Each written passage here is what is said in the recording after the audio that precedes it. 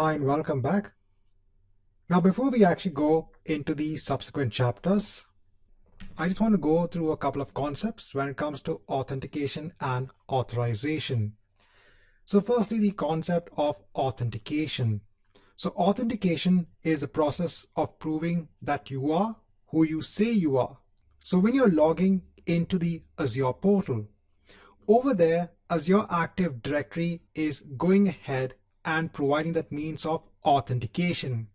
Over there, you'll go ahead and provide a username and password to go ahead and log into the Azure portal. Over there, Azure Active Directory is the identity provider. So Azure Active Directory will go ahead and store the users, the user information, the user passwords, etc. And then the next term is authorization. Here it is granting access onto an authenticated user to go ahead and access a resource. So in Azure AD, when you go ahead and create a user, by default, they don't have any permissions whatsoever. So they could authenticate themselves onto Azure, but if they want to go ahead and access a resource such as an Azure storage account, then you'll need to go ahead and use RBAC. That's basically role-based access control to ensure that the user can go ahead and access the storage account. So we have two concepts. First is authentication and the next is authorization. Now, if a company is developing an application, so more often than not, they'll have a login screen in place. So here the user would go ahead and provide the username and password to go ahead and log into the application. Also in applications, if you look at the example of Udemy as well, so you could go ahead and enter an email ID and a password in terms of authentication. You could also go ahead and authenticate using external identity providers. So that's given over here. So they're giving you that option as well. So over here, the burden of authentication can actually be done by external third-party providers. Once you're actually logged into the application, then the application might go ahead and call various APIs. So over here, you might have various services that are exposed as APIs.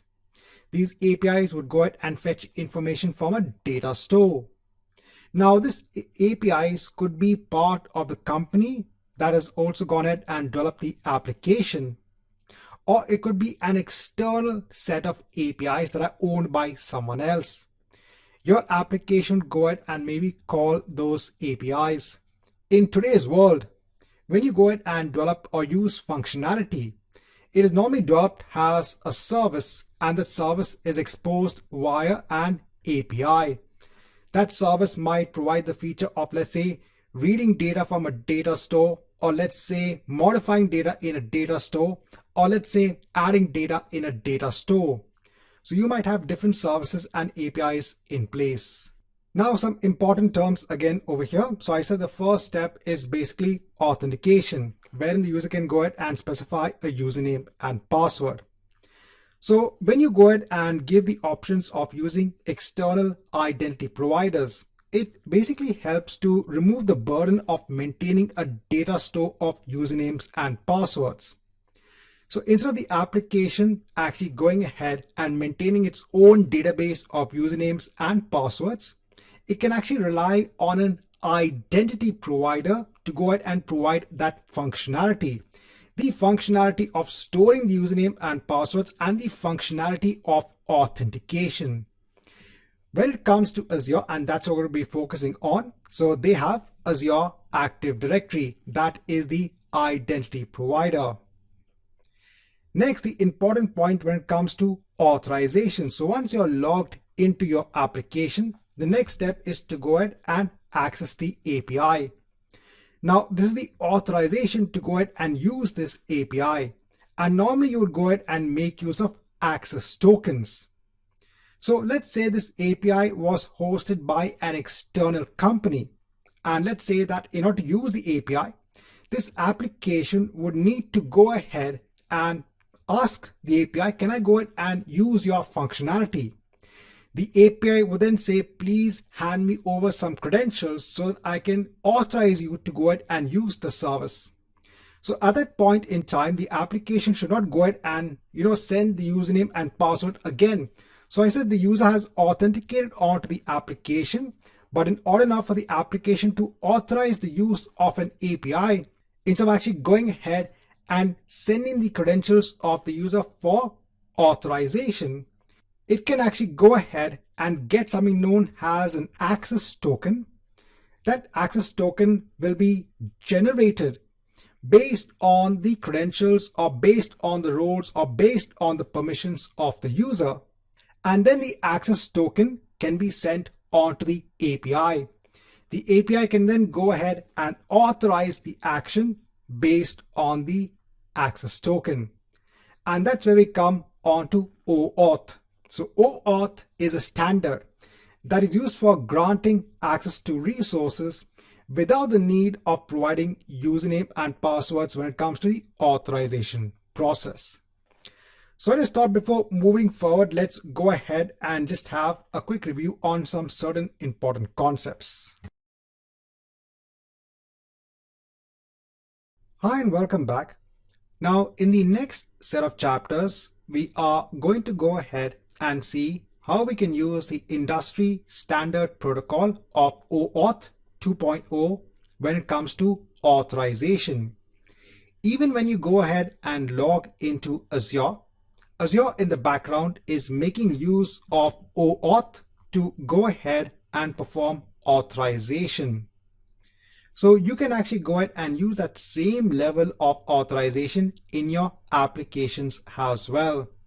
So this is kind of a protocol, a framework of telling how applications should go ahead and authorize users to go ahead and make use of protected resources or access protected APIs. Now, when you're looking at the framework itself, depending upon the type of application, you can actually go ahead and make use of a particular grant type.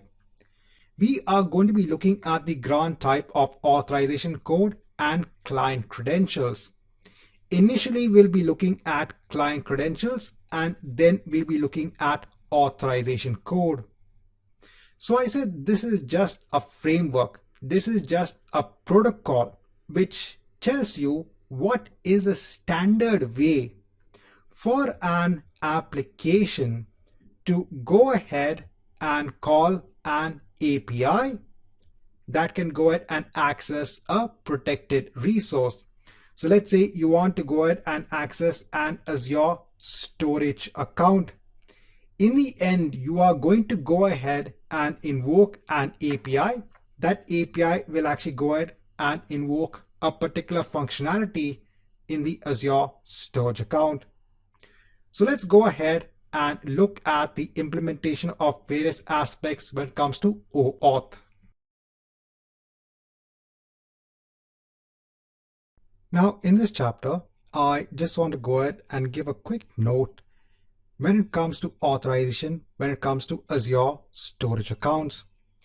Now, when it comes to authorization for Azure storage accounts, there are a lot of options in place.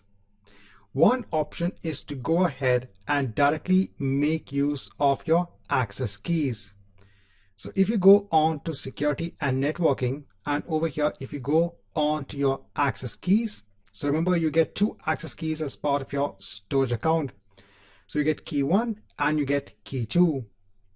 Over here, you can go ahead and use a tool like Azure Storage Explorer. Use the access key to access the resources that are part of your Azure storage account. At this point in time, you are kind of using direct authorization on using the storage account. There is no authentication when it comes to accessing the storage account. So this is the least preferred option when it comes to securely accessing a storage account. Azure storage account does have support for Azure AD authorization. So this is the preferred approach wherein your users will first authenticate onto Azure AD and then authorize themselves to use the Azure storage account. So I just want to explain this concept because there are some services in Azure that have this concept of access keys when it comes to authorization to use the resource itself.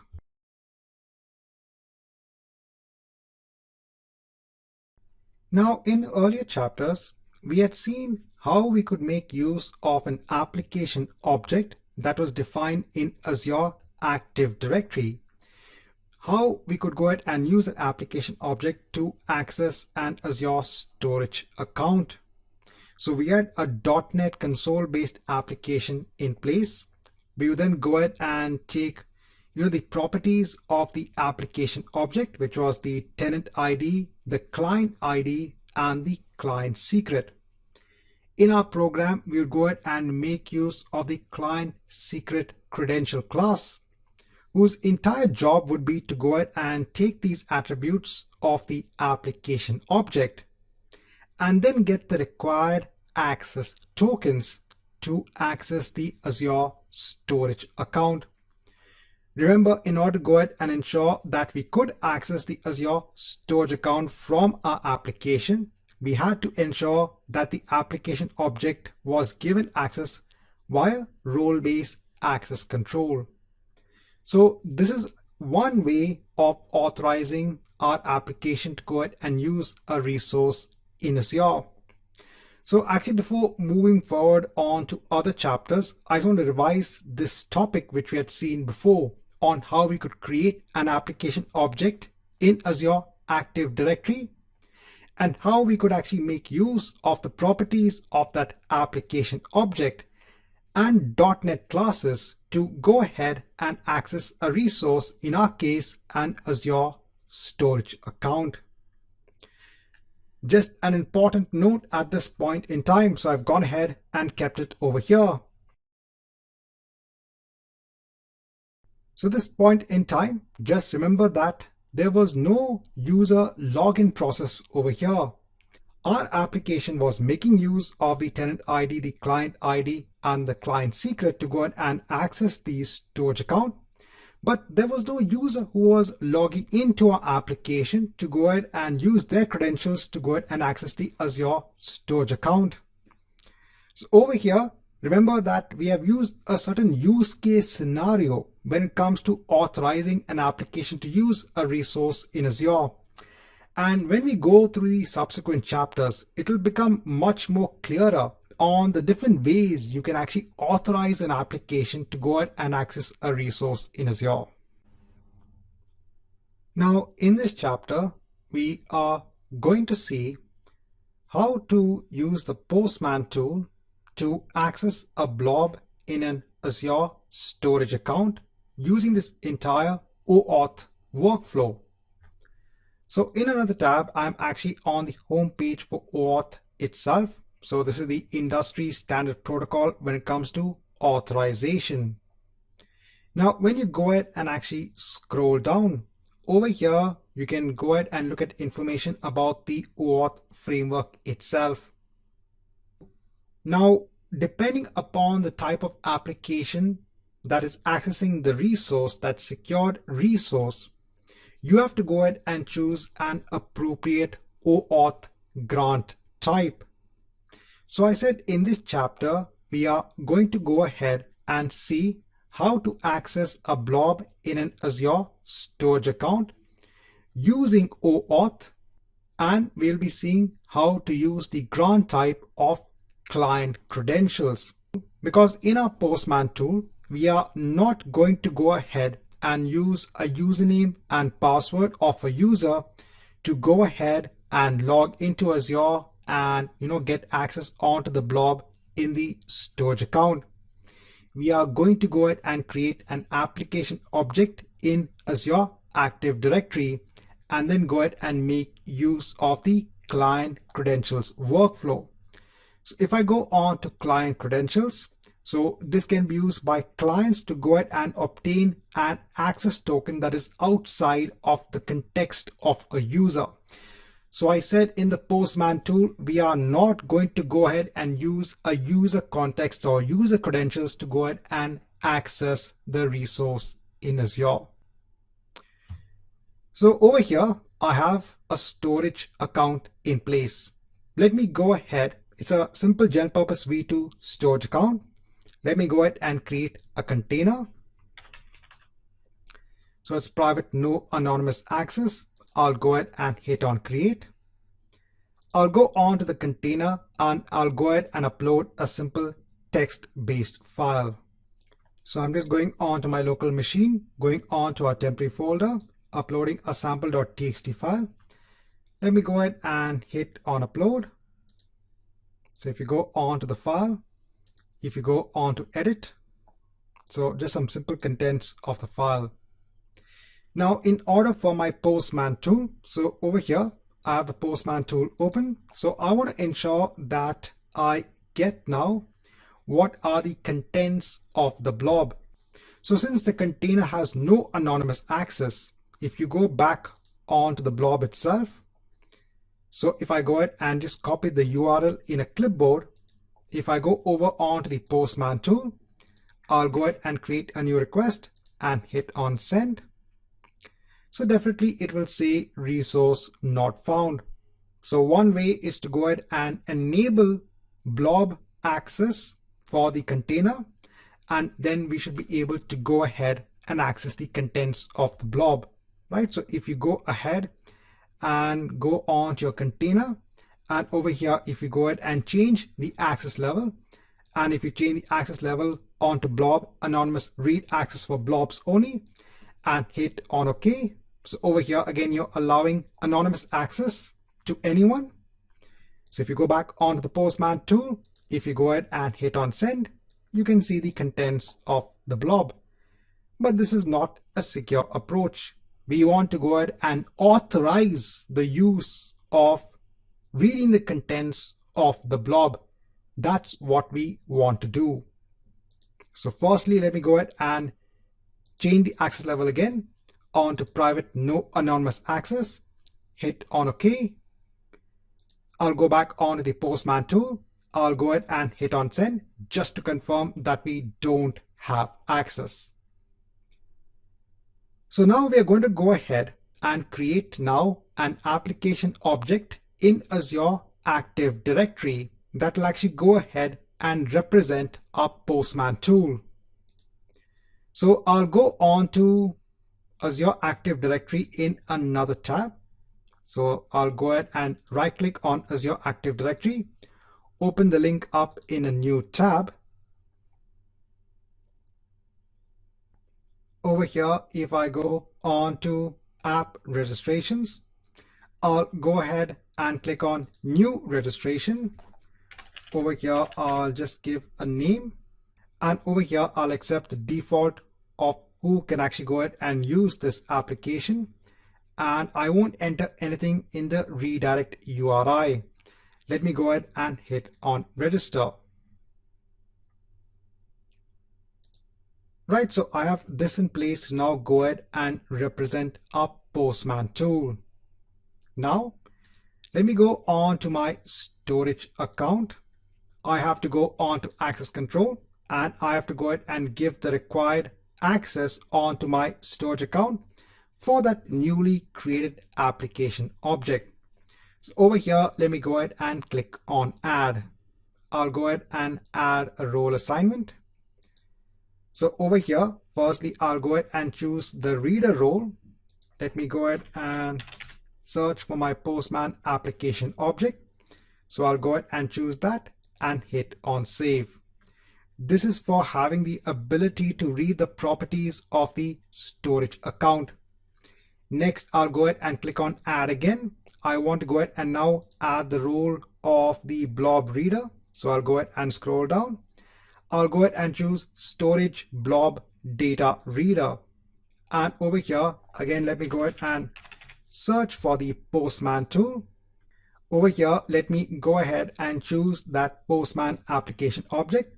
And let me go ahead and hit on save. Now just wait for at least a couple of minutes just to ensure that these roles have taken effect. And what I'll do is that I'll mark an end on to this chapter. And in the next chapter, we'll now see how we can use OAuth to authorize the Postman tool to go ahead and access the blob in our storage account. Hi and welcome back. So in the last chapter, we had gone ahead and registered an application object in Azure Active Directory. This was our identity provider. This is representing our Postman tool. We then went ahead and ensured that the application object was given access onto the Azure storage account using role-based access control. Now, in order for the Postman tool to go ahead and access the blob in the Azure storage account, the Postman tool first has to go ahead and get an access token. So in this case, remember, there's no username, there is no password, we are not logging in with a user. So when it comes to authorizing resources, this is not when it comes to Azure. So this is a general practice now. If you want to go ahead and access a protected resource, by protected, I mean it's protected by Azure themselves. This is a secure resource. So if you want to go ahead and access the storage account, you need to go ahead and get an access token. That access token is going to be given by an identity framework, which is also sitting in Azure. That access token can then be used to go ahead and securely access the Azure storage account. Now, in order to go ahead and get the access token, we have to go ahead and call the token endpoint. So over here, you can go ahead and actually use this as the token endpoint. Over here, you have to go ahead and replace the tenant ID. Anyway, this URL is also available if you go ahead and look at the properties of the application object. Once we get the access token, then we can go ahead and use that access token to go ahead and securely access the blob in our storage account. So let's go ahead and perform these steps. Now here we are in the Postman tool. So the first thing that we need to do is to go ahead and get an access token. So I'll go ahead and create a new request. Now over here, the first thing that we need to do is to go ahead and add our token endpoint.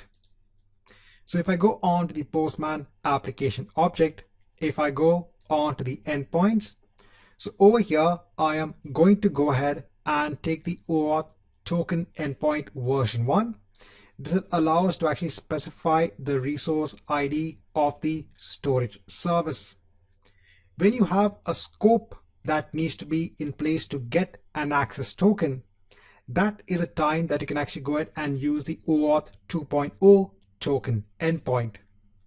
So over here, let me go ahead and copy the OAuth 2.0 token endpoint version 1. I'll copy it onto the clipboard, and then I'll go ahead and paste it over here. Now I'm going to go on to the headers. I am going to ensure that I send now the content type over here. Over here, let me go ahead and choose the value of application x www form URL encoded. Then I'll go on to the body of the request. I'll go on to form data, and I need to go ahead and add some key value pairs. So the first key I'm going to mention is the grant type. So over here, we are using the OAuth workflow. But what is the type of OAuth workflow that we are going to be using? That is client credentials. Since we are not logging in as a user, this application is going to go ahead and make use of the client ID and the client secret that is defined as part of the application object. We're going to go ahead and use client credentials. So over here, let me go ahead and specify client credentials.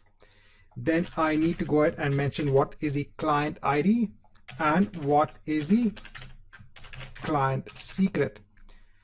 So over here, I'll go ahead and specify the client ID. So I'll go back onto my application. I'll go on to the overview itself.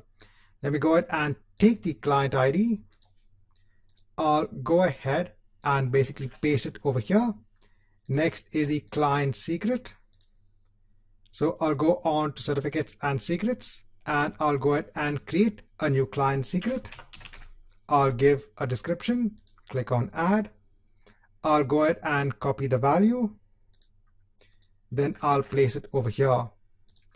Next, we need to go ahead and specify the resource. So over here, since we want to go ahead and get an access token for the storage resource, I'm going to go ahead and mention it as storage.azure.com. Now, where do I get the resource ID from? So I normally go on to the Microsoft documentation. So over here, I'm on the page when it comes to authorizing with Azure Active Directory for Azure storage accounts. And if you go ahead and scroll down, here you can see in order to go ahead and get request tokens for Azure storage, you have to go ahead and specify the value of storage.azure.com. So remember over here now, we are trying to go ahead and invoke the token endpoint to give us an access token that will authorize the Postman tool to access the storage service. So let's go ahead and click on send. So now we've got something known as a bearer token in place. So this is a type of a JSON web token. If you go ahead and scroll down over here, you can see the entire access token. So now I'll go on to our previous request, wherein we were trying to go ahead and get the sample.txt file. So now over here, we have to go on to headers, and over here, we need to go ahead and now add an authorization header. Over here now, since we're using a bearer token, we have to go ahead and give the key value of bearer space. I'll go on to the other tab. So I want to go ahead and copy the access token. So I'm going ahead and copying the access token. I'll do a Control C. Over here, I'll go ahead and do a Control V so that I have the entire access token in place. And then let me go ahead and hit on send. So now over here, I'm getting an authentication fail. And that's because we need to go ahead and add another header key value pair. So if we go back onto the Microsoft documentation, when it comes to now calling storage operations with OAuth tokens, over here you can see in the GET request, in addition to the authorization, you have to also go ahead and specify a version as well. So let me go ahead and copy this. I'll go ahead and place it as the key. I'll go ahead and take this value. I'll place it over here. And now let me go ahead and hit on send. And now you can see the contents of the blob. So normally when I want to go ahead and see how to use the APIs in Azure, I always refer the Microsoft documentation. So if you want to go ahead and call an API based on a particular service, you can go ahead and refer to the documentation page when it comes to how to call that service or how to authorize your application to go ahead and call that service.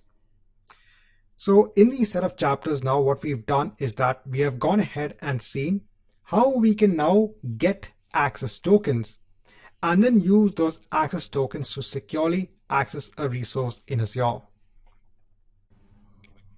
Now, in the last chapter, we had seen how we could make use of the Postman tool to get access tokens that can be used to go ahead and access a blob in a storage account. Now, in this chapter, I want to go ahead and show you how you can make use of the same application object and the Postman tool to go ahead and fetch the value of a secret that is defined in the Azure Key Vault. So I've gone ahead and deployed a new Azure Key Vault. Over here, let me go on to secrets and let me go ahead and generate a new secret. So I'll just go ahead and give a name for the secret. And I'll go ahead and specify a value and I'll go ahead and hit on create. Now we need to ensure that our application object has access onto the secrets in this key vault. So let me go on to the access policies, and over here let me go ahead and add an access policy. Over here let me go ahead and choose secrets and let me go ahead and choose the operation of get. Then let me go ahead and choose the principal. So over here let me go ahead and search for a Postman application object. I'll go ahead and choose that, hit on select. Let me go ahead and click on add and let me go ahead and hit on save. Now once this is in place again, we need to go ahead and first get an access token. So now over here, I'm going to go ahead and change the resource. So over here, I'll change the resource on to vault.azure.net. And let me go ahead and hit on send. So again, I've got the access token. Now let me go on to this tab. So now I want to go ahead and access the value of our secret. So I'll go on to my secrets. I'll go on to the secret itself. I'll go ahead and choose the version. I'll copy the URL onto the clipboard. I'll go onto the Postman tool.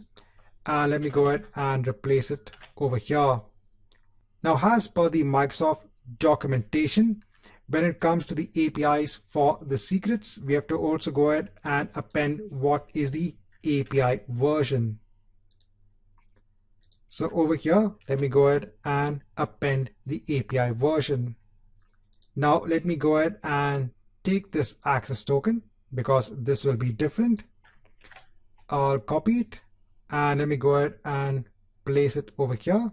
So I'll remove all of this, Control V, hit on send. And over here, you can see the value Azure @123. So that's what I mentioned has the value of the secret. Right, so now we've seen how we could make use of access tokens to access the secrets in the key vault. Note that in this particular chapter, when it came to role-based access control, I didn't add any role-based access control for the key vault as such. I had given the permissions via the access policy for the keys within the key vault, but then I didn't go ahead and add any role-based access control when it came to storage accounts. So when it comes to giving permissions for resources in Azure, it again depends upon the type of resource. So again, I just want to put this point across because students might ask, why didn't we go ahead and actually add role-based access control for the Azure Key Vault?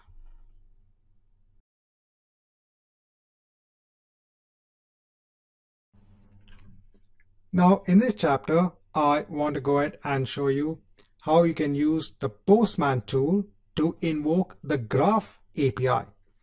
So the Graph API is a separate API which is available in Azure that helps you to go ahead and fetch information about the users that are defined in Azure Active Directory.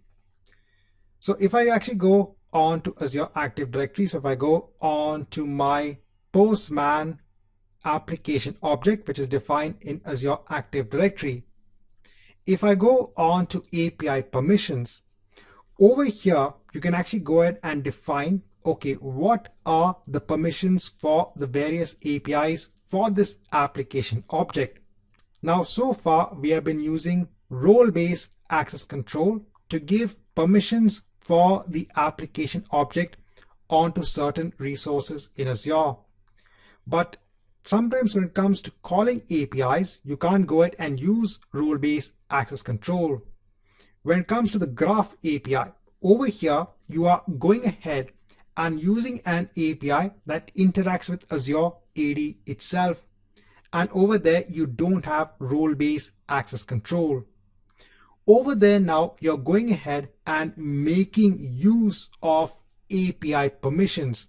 So there are some default or configured API permissions that can be defined for an application object in Azure AD.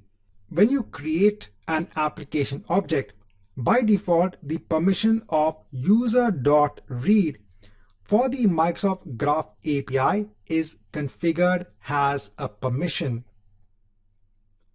So now currently, the type of permission which is given over here is a delegated permission.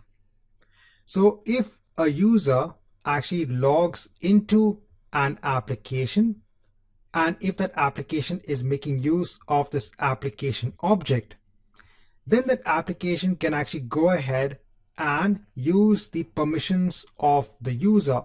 This is known as delegated permissions.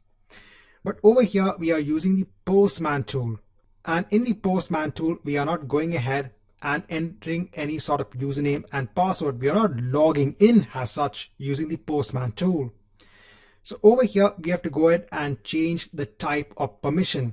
Instead of delegated, it needs to be an application-based permission. So if you have services that need to run, let's say on a server that need to access resources in Azure based on this API permissions, wherein a user does not log into the application as such, it could be running as a service in the background, then you can actually go ahead and make use of the application types when it comes to permissions. So the first thing I will do is I'll go ahead and go on to the context menu and remove the permission. So I'll go ahead and click on yes, remove. Then let me go ahead and now add a permission. So over here, you have Microsoft APIs. Now I'm going to go ahead and choose Microsoft Graph. So that's the first API over here, Microsoft Graph. So let me go ahead and choose that. Now over here, you have delegate permissions and you have application permissions. So let me go ahead and choose application permissions. Now over here, you can actually go ahead and scroll down. So you can actually go on to user and you can go ahead and choose the permission of user.readAll. So over here, you can go ahead and read all of the user's profiles. I'll go ahead and add permissions. Right, so this is done. Now over here, let me go ahead and leave it as it is. So we've got the permission in place. Now I'll go on to the Postman tool. So the first thing we have to do is to go ahead and get now an access token. Now over here, in terms of the resource, I have to go ahead and get an access token for graph.microsoft.com. Let me go ahead and hit on send. Right, so I've got the access token in place. Now I'll go on to a new tab and let me go ahead and invoke now the Graph API. So I'll go on to graph.microsoft.com version 1.0 and let me go on to users. I'll go on to headers. Over here, let me go ahead and add the authorization header. Over here, bearer space.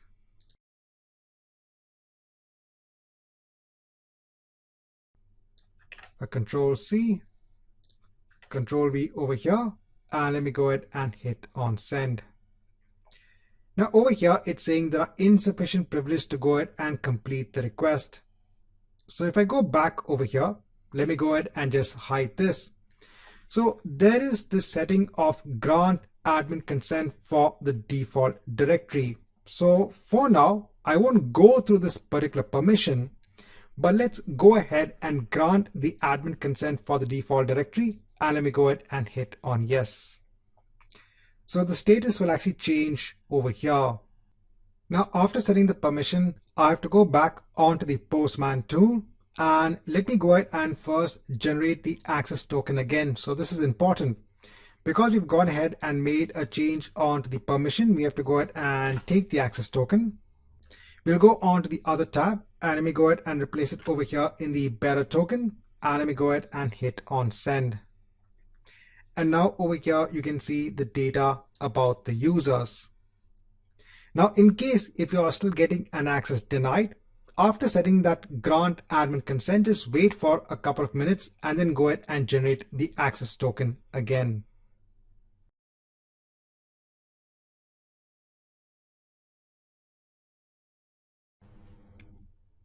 Now, in this chapter, I just want to go ahead and give an explanation when it comes to the other grant type when it comes to OAuth, and that is authorization code. So we have looked at client credentials, and these are the two important grant types that we need to understand for this particular exam. Now, client credentials is quite easy, so we've seen how to use it from the Postman tool.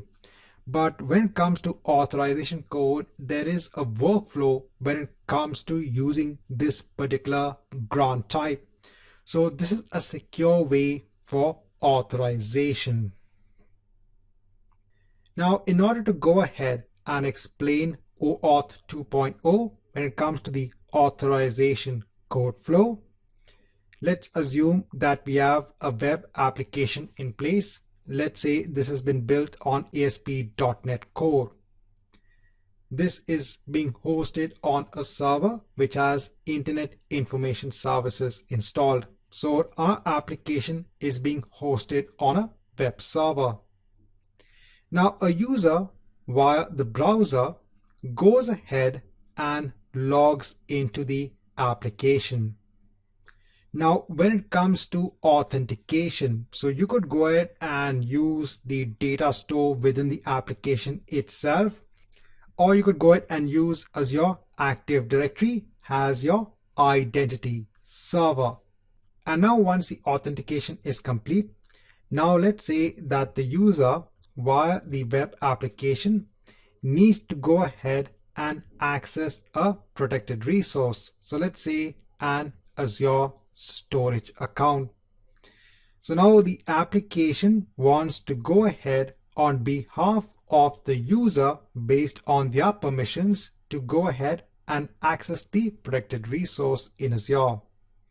So over here, they can go ahead and make use of that code grant OAuth workflow. And how does this work? So over here, the first thing that needs to be done is that the application via the browser is going to go ahead and first make a request onto an authorization endpoint to go ahead and get an authorization code. That's the first thing that needs to be done. Now, when you're talking to Azure, if you're using Azure Active Directory, then Azure Active Directory has or implements that authorization endpoint. So even if you go onto your application object, so if I go back onto Azure, if you go onto your application object, if you go onto the overview, if you go onto the endpoints, so you have both a token endpoint and an authorization endpoint. So first, the request will actually go to the authorization endpoint. Now in your browser, you'll actually be able to see the request that is being made onto the authorization endpoint. And when you go ahead and see this request, you will see some details about the request. So there's a particular format. There needs to be certain parameters that need to be in place when you're invoking a request onto this authorization endpoint. So what is the format of this request? So if you go on to the OAuth page, if you go on to the grant types for authorization code, and over here, if I go on to what is OAuth to authorization code grant, so if I go ahead and scroll down, so over here, when you're going ahead and making a request onto the authorization endpoint, you have to go ahead and mention what is the response type. So over here, you have to mention that the response type is code. That means you're making use of the code flow when it comes to OAuth. Then you have to go ahead and give what is the client ID. So that's the client ID for your application object. And then you have to go ahead and give a redirect URI. So over here, the redirect URI is that part of your application that is going to go ahead and get a response back from the authorization server. So the first handshake is between the browser, wherein you are using your application, and with the authorization endpoint. That first handshake is going to go ahead and actually return a code. That code will be sent back onto the redirect URI that is part of your application. So your application should be having a module that has the ability to go ahead and take the code that is returned back by the authorization endpoint. Please note, in this documentation page, they are giving a different authorization endpoint. But I said with Azure, you already have an authorization endpoint in place. And then with version 2 of the authorization endpoint, you can also go ahead and mention a scope. In the scope, you want to go ahead and ask, okay, what is the scope of permissions that you require? So over here, you are asking the authorization server, I want to go ahead and authorize myself to go ahead and, let's say, use a particular service. So what is the scope? What are the permissions that you require? The authorization server will go ahead and give a response based on that scope.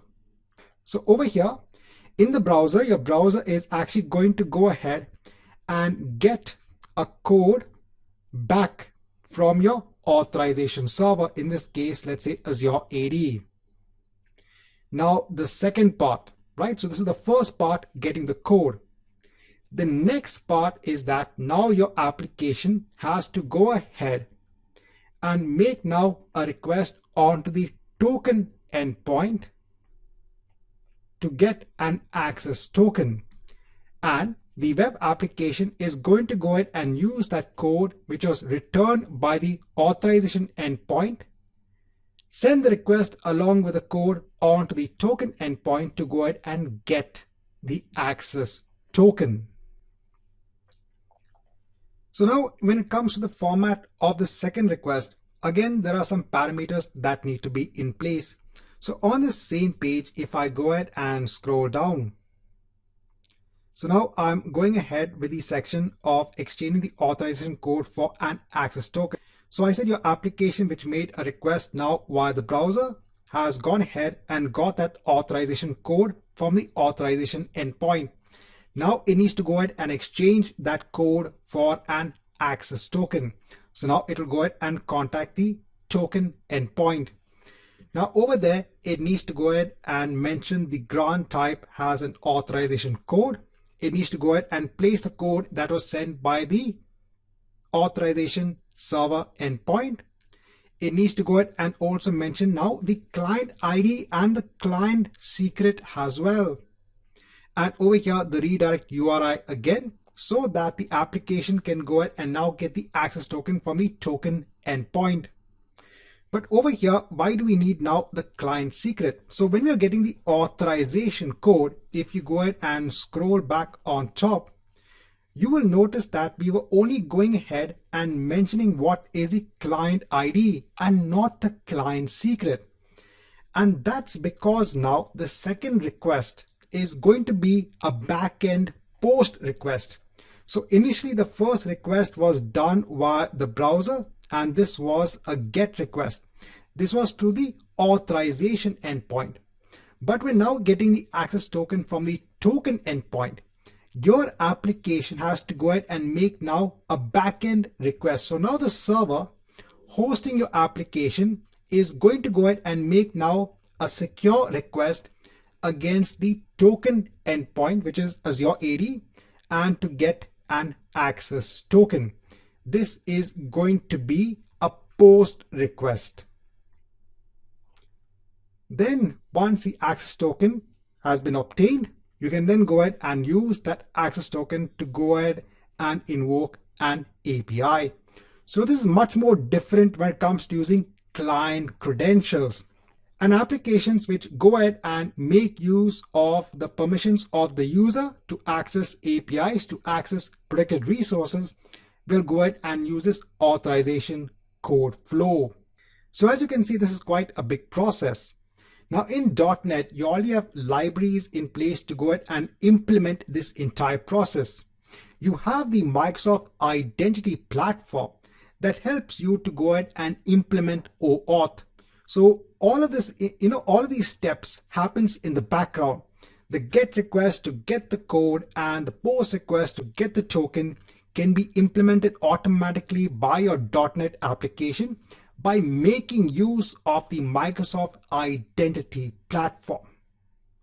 Now, before I go ahead and close this chapter, just some quick points. So these are just terms when it comes to OAuth. So first you have the resource owner. This is a user who has the ability to go ahead and access the protected resource. So in this example, let's say an Azure storage account. You have the authorization server. This is a server that goes ahead and issues the authorization code and the access tokens. And then you have the resource server.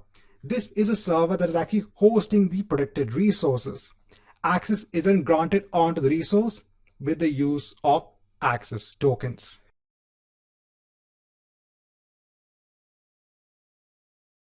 Now in this chapter, I just want to show you that even when you log into Azure, So in the backend, it's also using OAuth when it comes to authorization. So it's doing an authentication of a user ID and password against Azure Active Directory. And then it goes ahead and performs OAuth to go ahead and understand what are the resources you are authorized to use. So if I go ahead and sign in, let me go on to more tools and let me go ahead and open up developer tools. So I'll go on to the network. Over here, let me go ahead and just log into my account. Now, before I enter the password, over here, you can see there is a request onto the OAuth authorization endpoint. So over here, you can see the response type has code. Over here, you can see the client ID, and you can see other aspects as well. So over here, when it comes to even the login process, when it comes to Azure, it's using OAuth in the background. Once you go ahead and enter the password,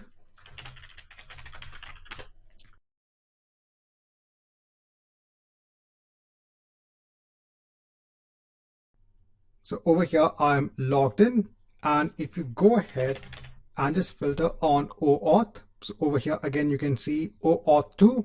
So it's going on to the OAuth endpoint when it comes to authorization. So in this chapter, just want to let you know, even when it comes to Azure, when it comes to authorization, it makes use of OAuth in the background.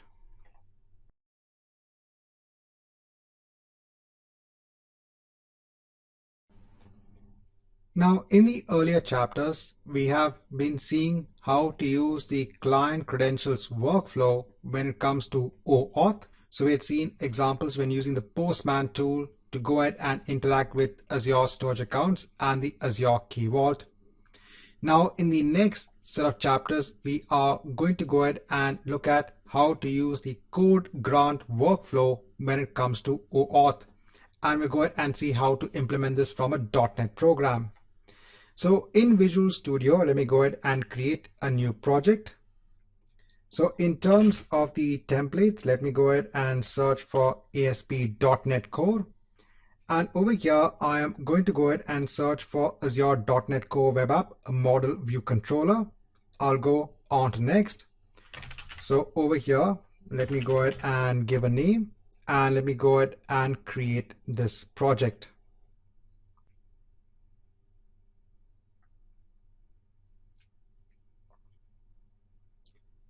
So if you go ahead and run this project as it is, so there is no sort of authentication, authorization, nothing. You will be directed on to the home page for the application.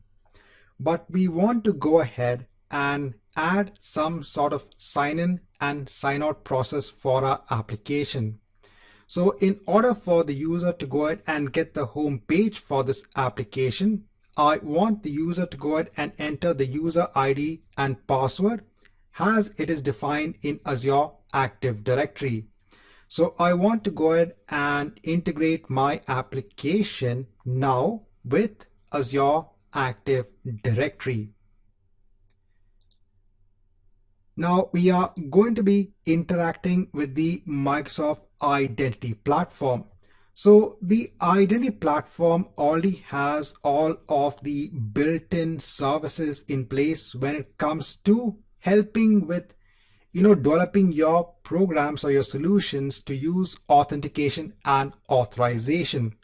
So when it comes to OAuth, instead of you implementing the entire workflow as it is, you can go ahead and actually make use of the Microsoft Identity Platform.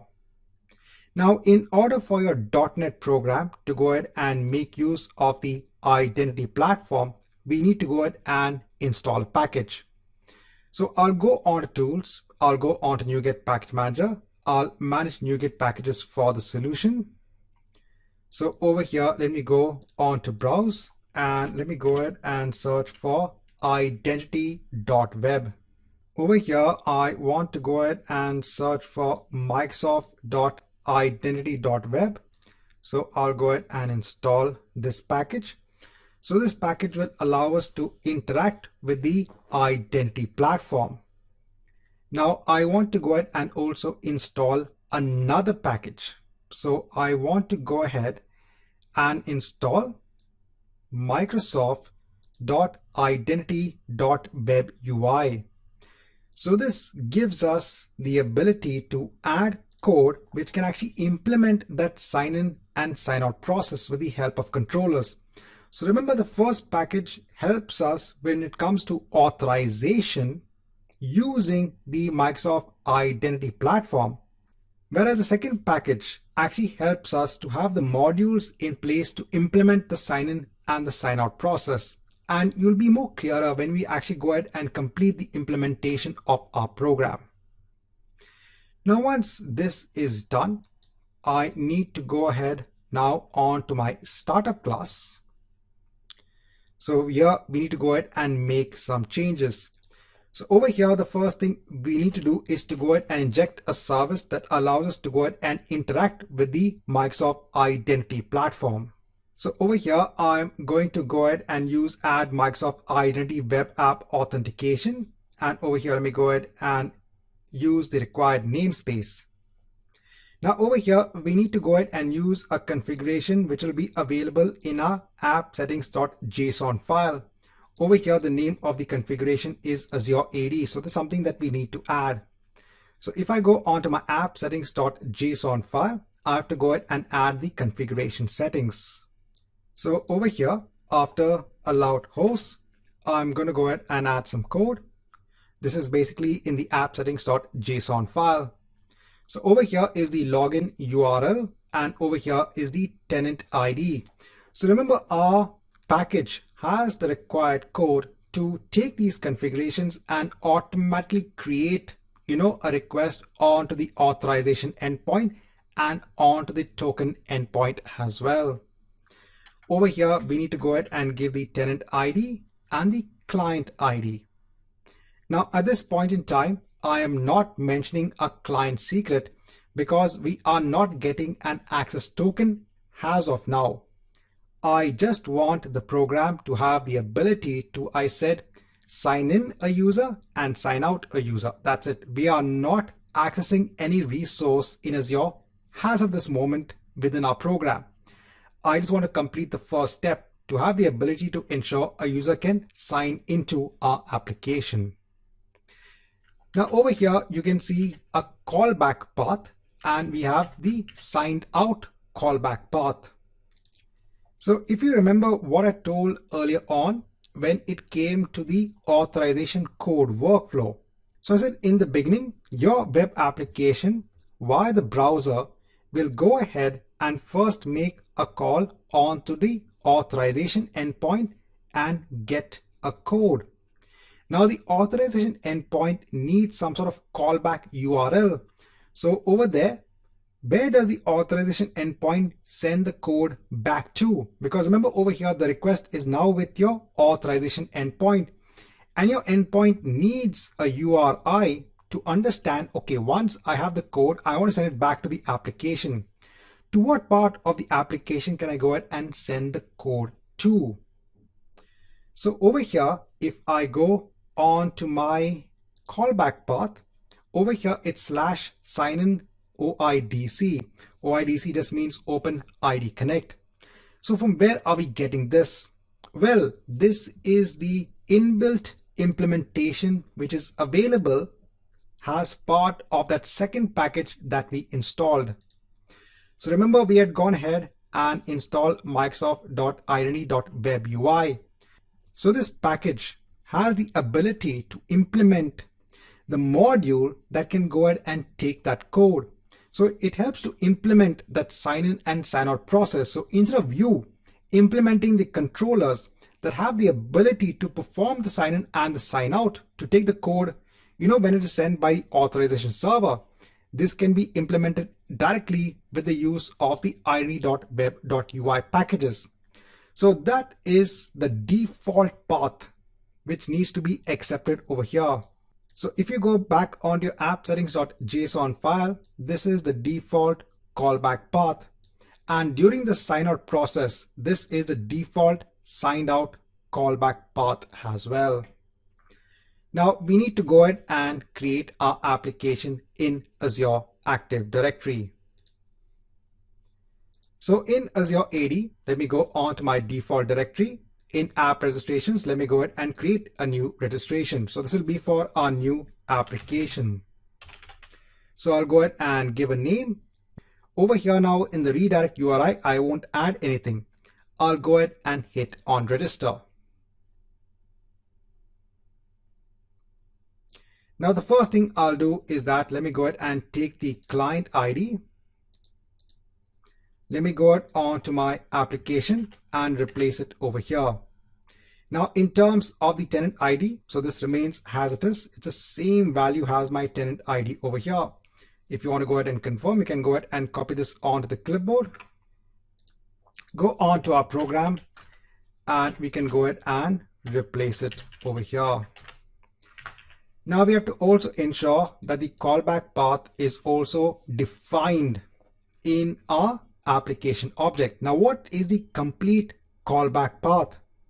So if I go on to my properties, if I go on to the launch settings, so when you launch your application locally, it will be listening on localhost on port 44366. This is the port for SSL. So if I go ahead onto authentication for my application object, over here now I can go ahead and add a platform. In the platform, I can go ahead and choose a web platform, right? So there are many platforms over here. Ours is not a single page application. So if you're developing, let's say applications in Angular.js or JavaScript, you can go ahead and choose that. Ours is a web-based application. And over here, now we have to go ahead and enter the redirect URI. So over here, we have to go ahead and give the port number. So what is our port number? 44366. So place it over here. And what is the URL? So going back onto our program, going back onto app settings.json, it's sign in OIDC. So let's go ahead and place it over here. Similarly, when it comes to the logout URL, so let me go ahead and copy this. And what is the logout URL? Over here, it needs to be the sign out URL.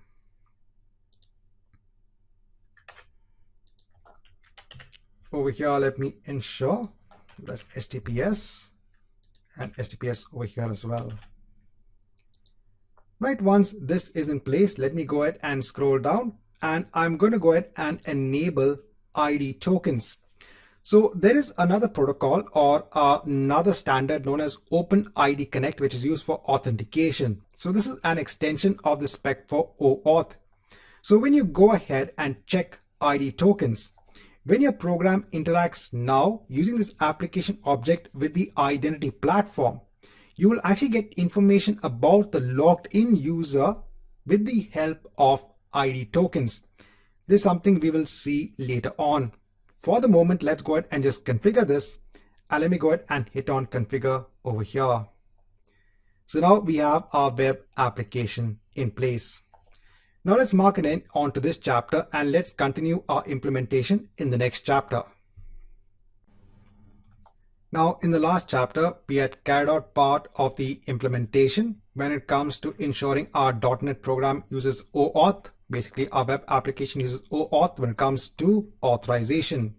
In this case, we are not completing the authorization process. We're just going for authentication first. So now the next step, let me go back onto my startup class.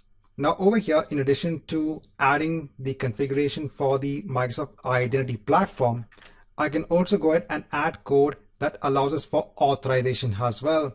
So over here, you can actually go ahead and make use of policy builders for authorization. Over here, I'm just saying that ensure that any user that needs to go ahead and access the web application needs to be authenticated first. A very simple policy.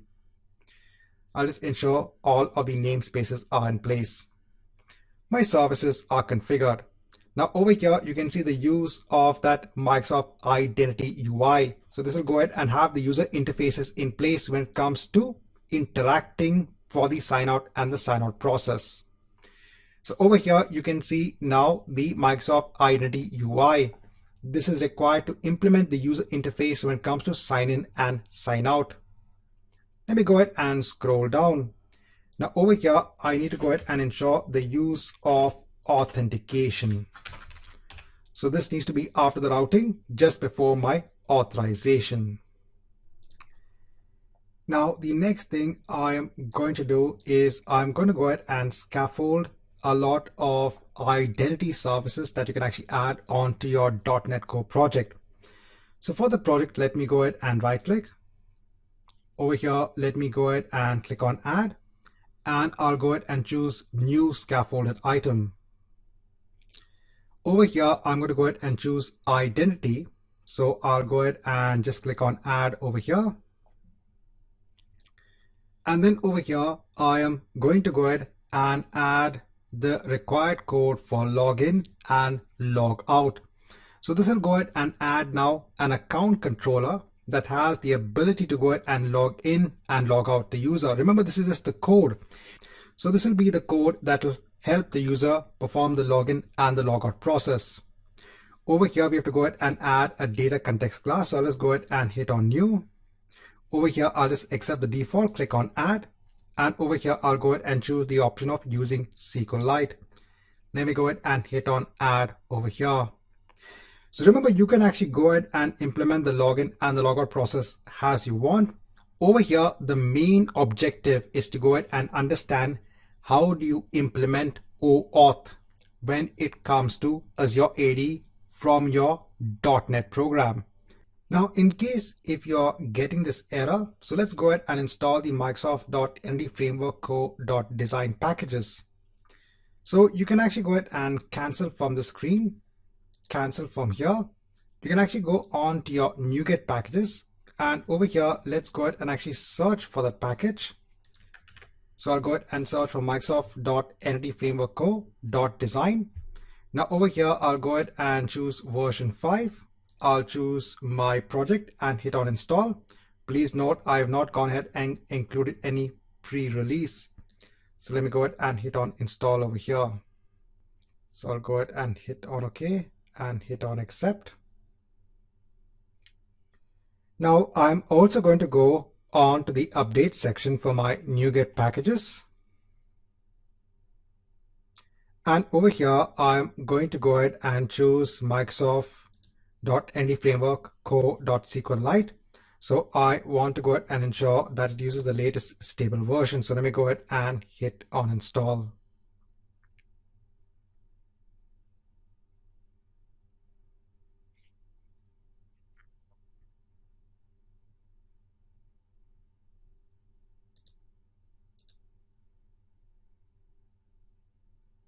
Now, once this is done, let's try this again. So let's right click on our project. I'll go on to add, scaffolded item. I'll choose identity, click on add. I'll again choose login and logout. I'll go ahead and hit on plus, choose my data context, choose SQLite, click on add. So now everything is fine. So now if you go on to areas over here, you can now see areas which are pertaining onto identity. Now in the code, I am just going to go on to the views. I'm going to go on to shared. Now over here, you'll see one underscore login partial page. So let's go on to it. And over here, I'm just going to go ahead and replace all of this code. So I'm just making it much more simple. So I'm saying if the user is indeed authenticated, then go ahead and display the identity, basically the name of the user. Over here, you can see it is using the inbuilt account controllers. This is actually based on the identity scaffolding that we've gone ahead and done. Now, the next thing I need to do is to go on to my layout page, which is in the shared folder under views. And over here, I need to go ahead and now add a reference on to that login partial view. So over here, I'll go ahead and add the reference. Now let's go ahead and run the program.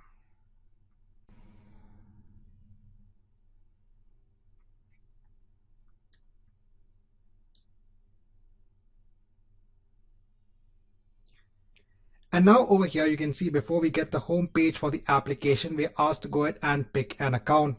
So I'll go ahead and choose an account. I'll go ahead and enter the password. And let me go ahead and hit on sign in. Now over here, we get a screen wherein permissions are being requested. So this is now the consent screen. The application is asking your consent whether it can go ahead and use these two permissions, and where are these permissions coming from. So if you go on to your application object over here, if you go on to API permissions, if I go ahead and just hide this, so over here the permissions that we have are to go ahead and read the information about the user. This is now a delegated permission based on the signed in user. And over here, we have not gone ahead and granted any sort of admin consent. Remember when it came to using the same sort of permissions when it came to the Postman tool, when we were using application-based permissions, that time we had gone ahead and granted admin consent. But over here now, since we've not gone ahead and granted admin consent, now our application is asking us to consent to using this particular permission. And this is very good. You need to ask the user what are the permissions the application is now going to assume on behalf of the user. So over here, I'll go ahead and hit on accept. And now you can see you are signed in as the user. So now over here from that ID token, which has been passed on to our application from the identity platform, we are now getting the username, and then you can go ahead and sign out. So you can go ahead and sign out of your account. Now, when you're going ahead and debugging the sign in and the sign out process, when you want to go ahead, let's say you've made a mistake in the program, and let's say you run the program, you signed in as the user, but it's not signing in properly. To ensure that after you have the bug fixes done in your program, and you want to go ahead and run the program again, just ensure to go on to clearing your browser history. So you can go on to tools, go ahead and clear the browsing data, and you can go ahead and just clear the browsing data in the last 1 hour. So this ensures that any sort of tokens that have been cached initially because of the login process, I said in case if you made an error in your program. So in order to ensure that when you run the program, the next time it starts again from the authorization or the authentication process, ensure to clear the browsing data.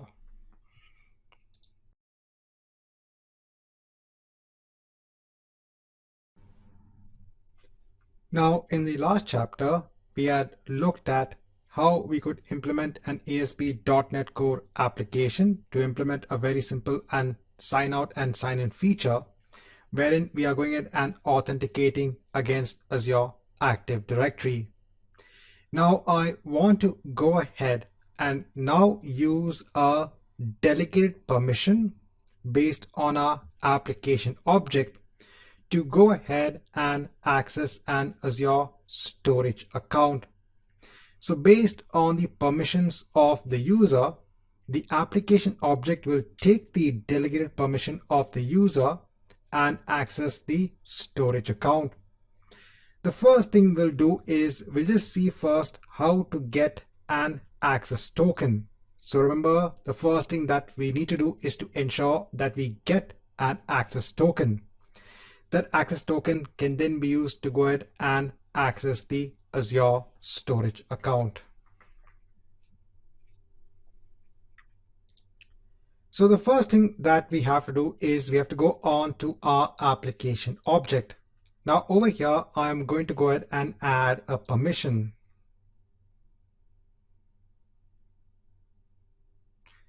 Now in the permission, I'm going to go ahead and search for Azure storage. And over here, I'm going to go ahead and choose delegated permissions. Over here, I'm going to go ahead and use the permission of user impersonation. So now over here, the application is going to go ahead and impersonate the user. So based on the privileges of the user, the application will use that permission to go ahead and access the storage account. So over here, let me go ahead and click on Add Permissions. Right, so now we have that permission in place over here. Now I'm going to go on to my storage account. Over here, let me go on to access control and let me go ahead and now add a role assignment for another user, because till now we've been using our admin account.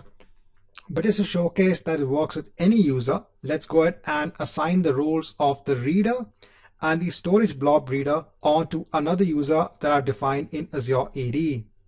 So over here, I'll go ahead and select again the reader role. Over here, let me go ahead and search for a user. So I'll go ahead and choose demo user A. So I'll select that member and hit on save. I'll go ahead and add the other role assignment. So this will be for the storage blob data reader. So storage blob data reader. Over here, let me go ahead and search again for the user. I'll go ahead and hit on save. So I've gone ahead and added the role assignments. Now I'm going to go back onto my program. I'm going to go on to now my startup class.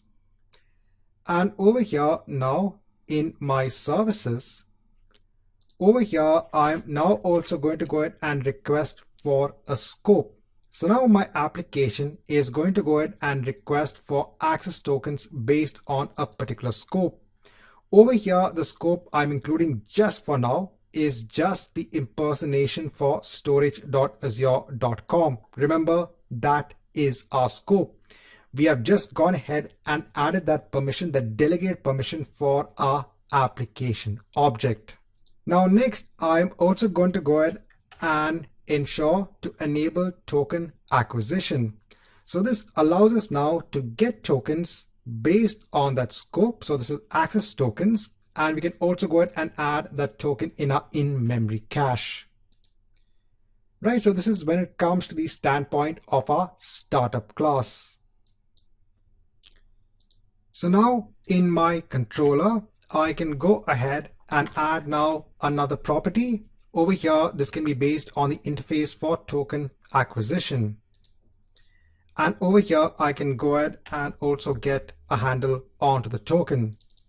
So let me go ahead and use now that service which gets injected in our application. And over here, I can go ahead and now assign token acquisition onto the token interface.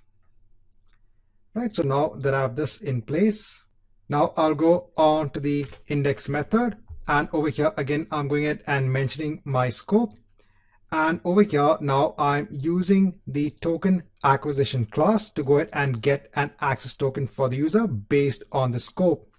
Now please note that you can actually go ahead and use different scopes, so your application object might have different permissions. At different points in your program, you can actually go ahead and mention these different scopes. Now over here, since this is an async method, let me go ahead and just change this onto async task. And I'll go ahead and ensure that this is a type of action result over here. Right, so now that we have this in place, so what I'm doing is that now I'm just going ahead and taking now the access token and adding it onto the view bag. Now I can actually go ahead and get this full access token. So I'll go on to my index page, and over here, just to go ahead and just make it very simple. So I'll go ahead and say access token.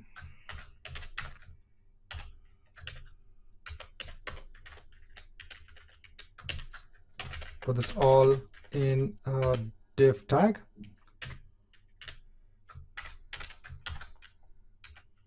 And over here, I'll go ahead and display the access token. So I'll go ahead and save everything. Now, because in our program, we are going through the extra step of getting the access token, now I have to go on to the app settings.json file, and I have to ensure to also add now the client secret. So I'll go on to my application object. I'll go on to clients and secrets. I'll go on to certificates and secrets. And over here, let me go ahead and generate a new client secret. I'll just give a name, click on add. I'll go ahead and take the value and I'll go ahead and place it over here. So I'll go ahead and save everything. And now let me go ahead and run the program.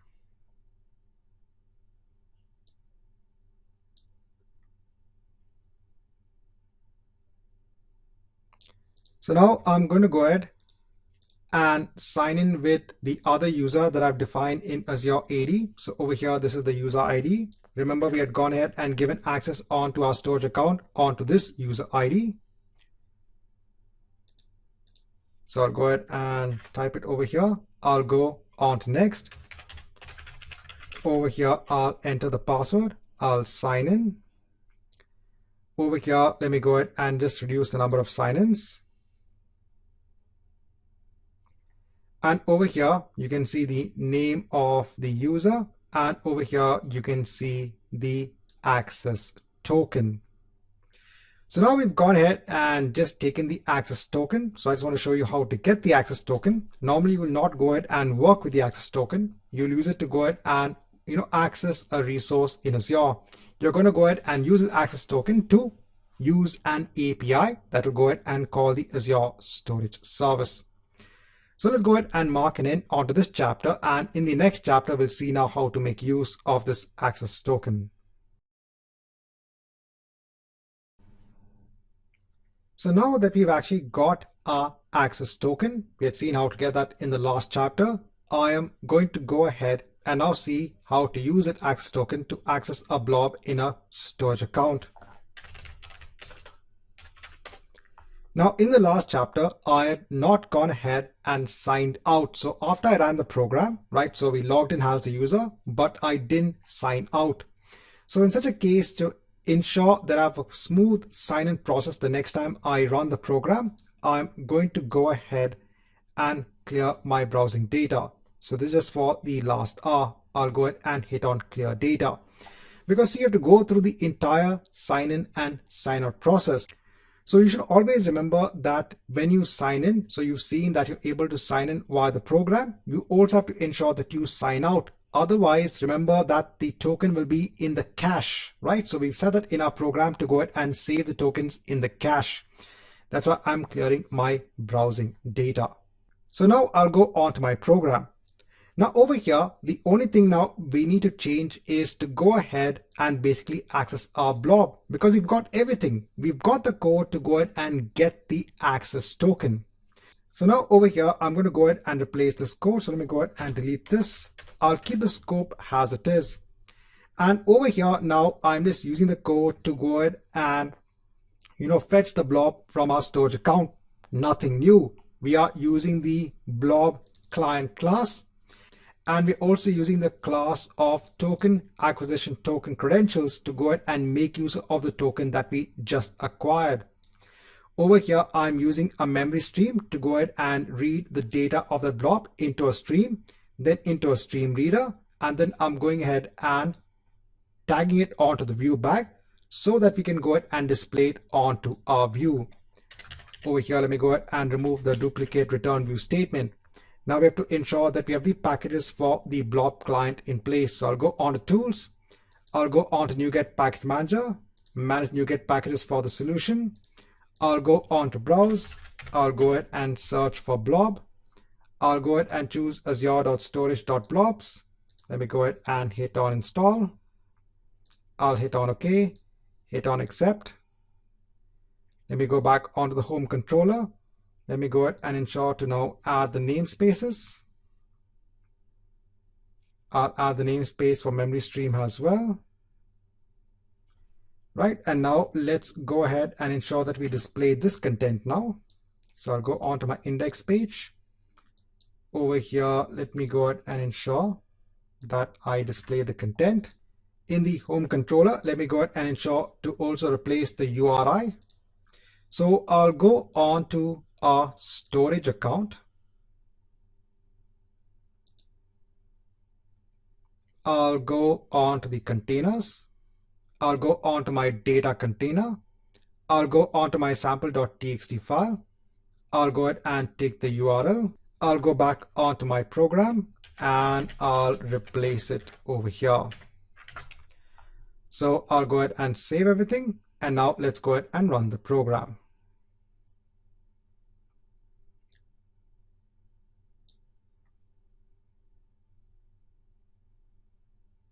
So let me go ahead and sign in again as the user.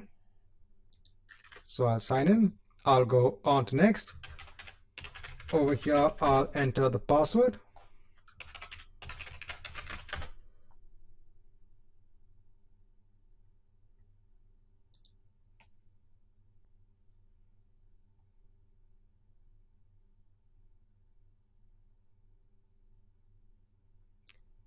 And now over here, you can see the contents of the blob. So by mistake, I didn't go ahead and remove the access token. This is in the index page. But over here, now you can see the contents of the blob. So now in this chapter, we have seen now how we can use OAuth when it comes to authorization. Over here, now we are making use of the access token. And remember very clearly, this is based on the permission, the API permission that we've defined in the application object. This is very important. So again, going back onto our application object, if you actually go on to the API permissions, over here, remember we have gone ahead and added that API permission of Azure storage. So at this point in time, I just want to go through a quick recap of what we have done. So first of all is the understanding of OAuth. So this is the standard protocol that is required for authorization. Now, obviously, there are two steps in order to go ahead and access an API, a resource. So first step is authentication, and the next step is authorization. So in order to ensure that there was a standard also for authentication, there is OpenID Connect. This is the layer that is built on top of OAuth 2.0. So this allows for the verification of the identity of the user.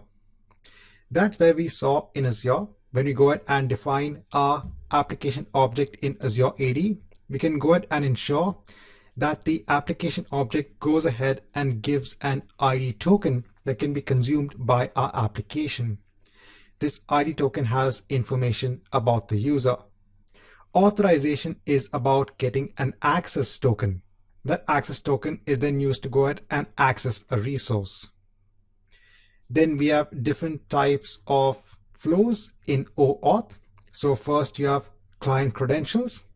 This grant type is used by clients to obtain an access token that is outside the context of the user. And we had seen an example using the Postman tool, wherein we would first go ahead and send a request onto a token endpoint to get an access token.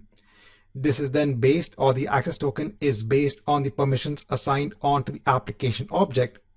And over here, the Postman tool has a representation in Azure based on the definition of that application object. And then the access token can be used to go ahead and access a protected API. And then we saw the second type, which was the authorization code flow. So this is a more secure practice, a more secure way to go ahead and access your protected resource. And over here, we had seen an example of an ASP.NET Core application. And remember, in this particular code flow, it's a two-step process. The first step is to get a code that is exchanged between the browser and your authorization server. And then the code is exchanged for an access token. That exchange of the access token happens in the backend between the server hosting your ASP.NET Core application, and then the access token can be used to go ahead and access a protected resource. Right, so in this chapter, I just want to have a quick review on the key concepts that we have actually learned in the last set of chapters.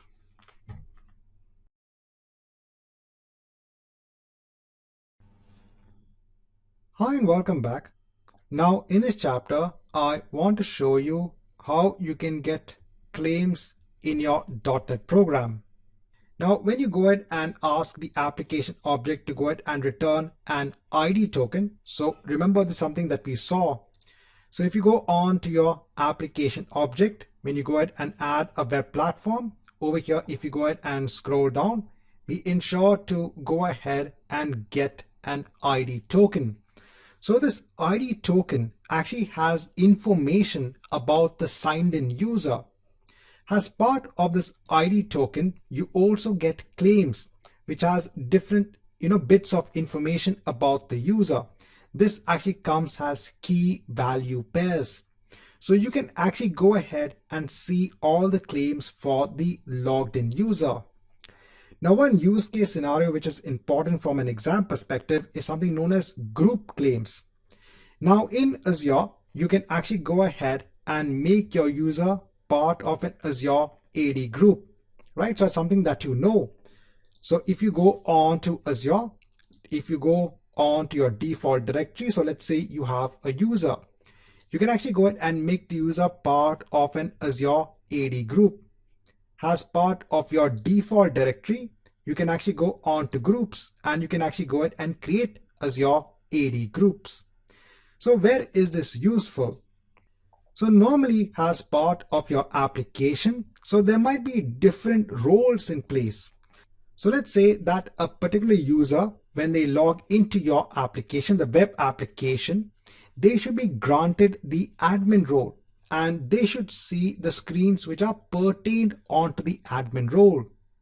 And let's say that you want to go ahead and determine the role of the user based on the group that is defined in Azure AD. So instead of actually going ahead and defining all the roles separately as part of your application, an additional maintenance headache, you can actually go ahead and create different Azure AD groups. So if all of your users who are logging into your application are part of Azure Active Directory, then you can actually go ahead and allow the user to assume a role in your application based on the Azure AD group they are a part of. Now, in order to go ahead and get the Azure AD group ID for the user, you will go ahead and check the claims that are returned in the ID token. We have to go ahead and actually make a change to our application object in order to ensure that the group claims are actually returned in that ID token. So going back onto our application object. Now, before I actually go ahead and make a change for the group claims, if I go on to a section known as manifest for your application object. So over here, this is the JSON representation of your application object. And sometimes in the exam, I see a reference onto this JSON definition or this JSON representation. So when you make a change over here, the different changes for your application object, they are actually also reflected in your JSON representation of the application object. For example, there is a setting over here of group membership claims. That is what we're going to change right now. At the moment, it is null. Keep a note of this.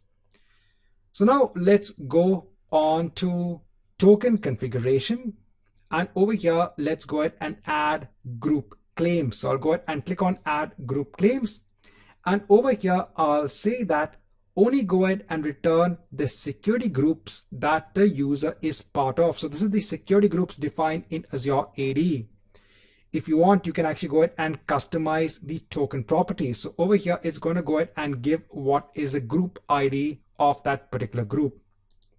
So I'll go ahead and leave everything as it is. And let me go ahead and click on add.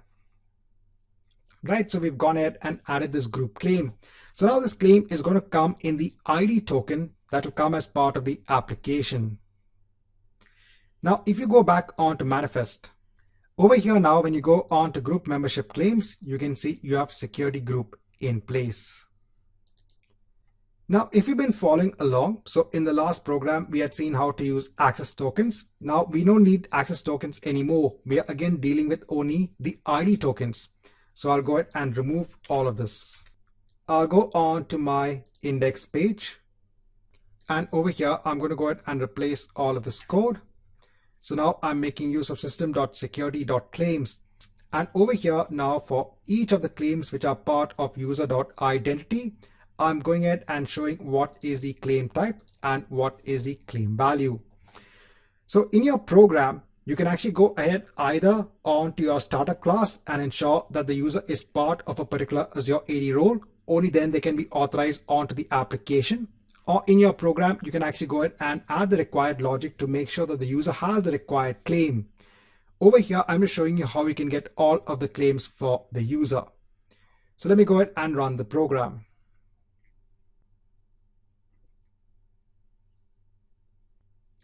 So now before I go ahead and pick the account, let me go ahead on to the user. So I'll go on to demo user A. I'll go on to groups. So currently the user is part of demo GRP1. So you can go ahead and create a user group in Azure AD, and you can go ahead and add memberships and assign the user onto that group. Over here, this is the object ID of that particular group. So let me go ahead and choose that user. And I'll sign in.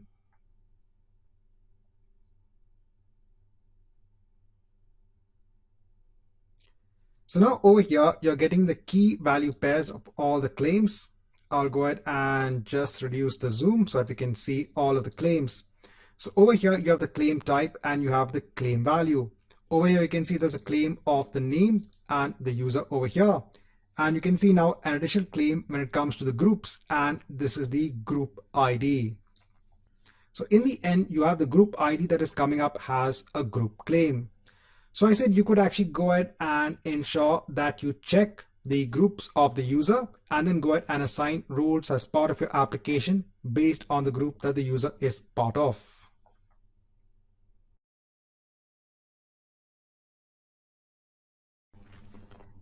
Now, in the last chapters, we had seen how we could basically use programs to do OAuth, right? So we've seen at the code grant workflow, etc.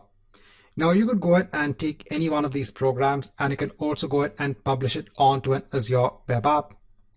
So over here in all resources, let me go ahead and quickly create an Azure web app. So I'll go ahead and choose web app. Over here, I'll go ahead and choose one of my existing resource groups. Over here, I'll go ahead and give a name for the web app. I'll choose the runtime stack as .NET Core 3.1. I'll leave the region as it is. I'll leave everything as it is. I just want to go ahead and create the web app. So I'll go on tags, I'll go on to review and create, and let me go ahead and hit on create over here. Let's come back once we have this Azure web app in place. So once we have the web app in place, I'll go ahead onto the resource. Now I'm going to go ahead and take the URL. So I'll just copy it onto the clipboard. I'll go on to our define application object in Azure AD.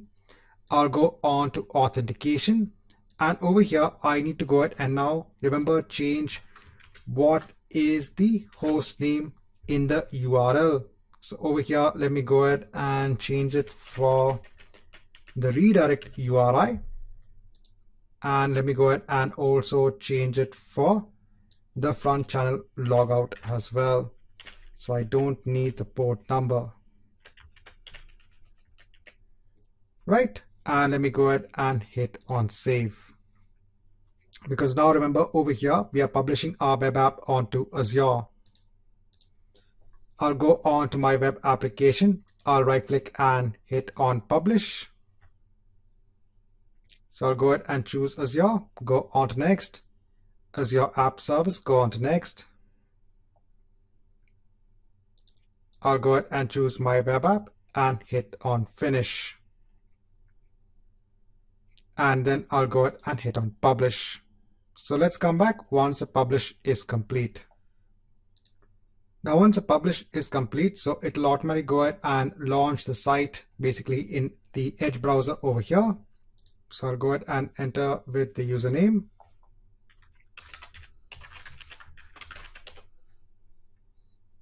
I'm going ahead and signing in. And it'll work as expected. So you could go ahead and take any program that we've gone ahead and developed earlier, and you can go ahead and publish it onto an Azure web app. Now, in the last chapter, we had seen how we could publish our .NET Core project onto an Azure web app. Now, the Azure Web App Service also has this facility of integrating with Azure AD when it comes to authentication.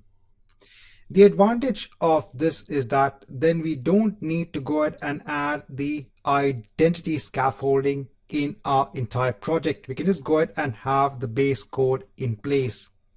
So it's one of the advantages of using the inbuilt Azure AD authentication method. So firstly, let me go ahead and create a new project in Visual Studio. So I'll go ahead and create a new project. Again, I'll go ahead and choose ASP.NET Core Web App. I'll go on to next. I'll go ahead and give a project name, go on to next. And I'll go ahead and hit on create. Now over here, I'll again go on tools, NuGet package manager. I'll manage NuGet packages for the solution. Over here, I'll go on to browse. And let me go ahead and just search for identity.web. So I'll go ahead and choose Microsoft.identity.web. I'll go ahead and hit on install.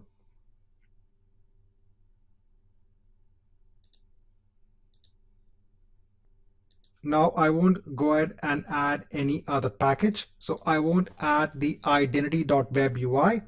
Because now we are going to go ahead and make use of the sign-in and sign-out facilities that are available with the Azure web app.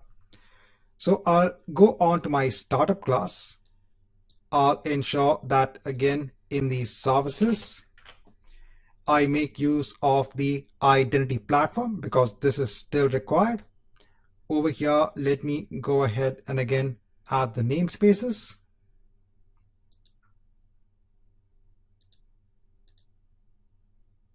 So making sure when it comes to the policy builder, we still need the Azure AD configuration as well. So I'll go on to my app settings.json file. Over here after the allowed host, I'll go ahead and add the section for Azure AD.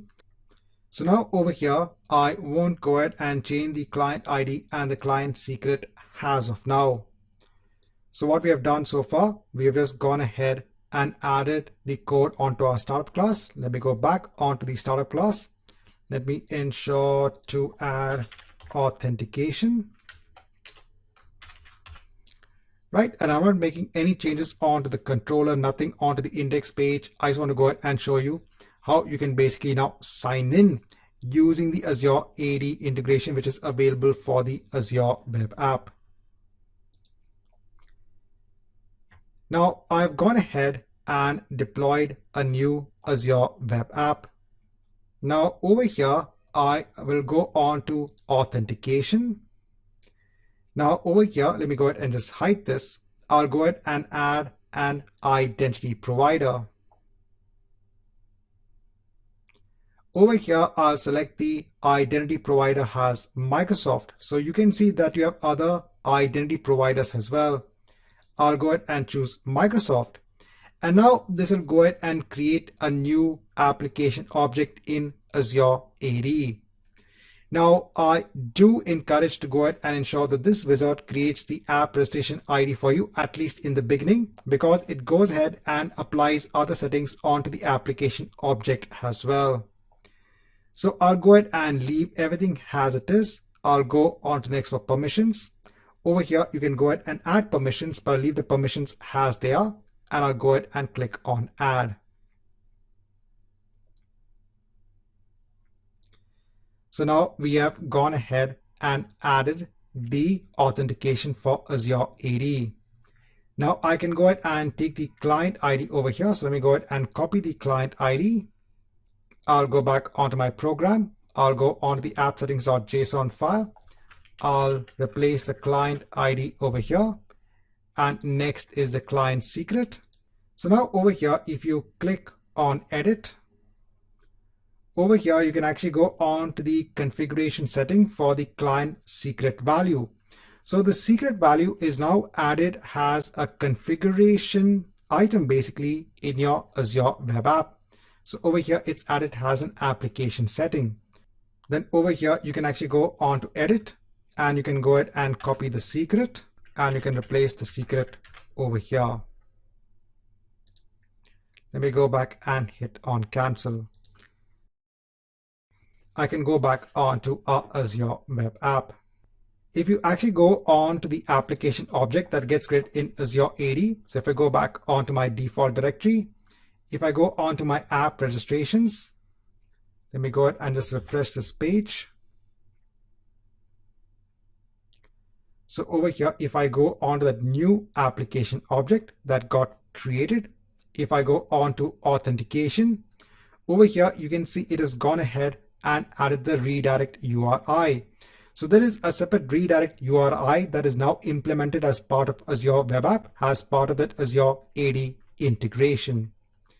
If you go on to API permissions, over here you can see some API permissions in place.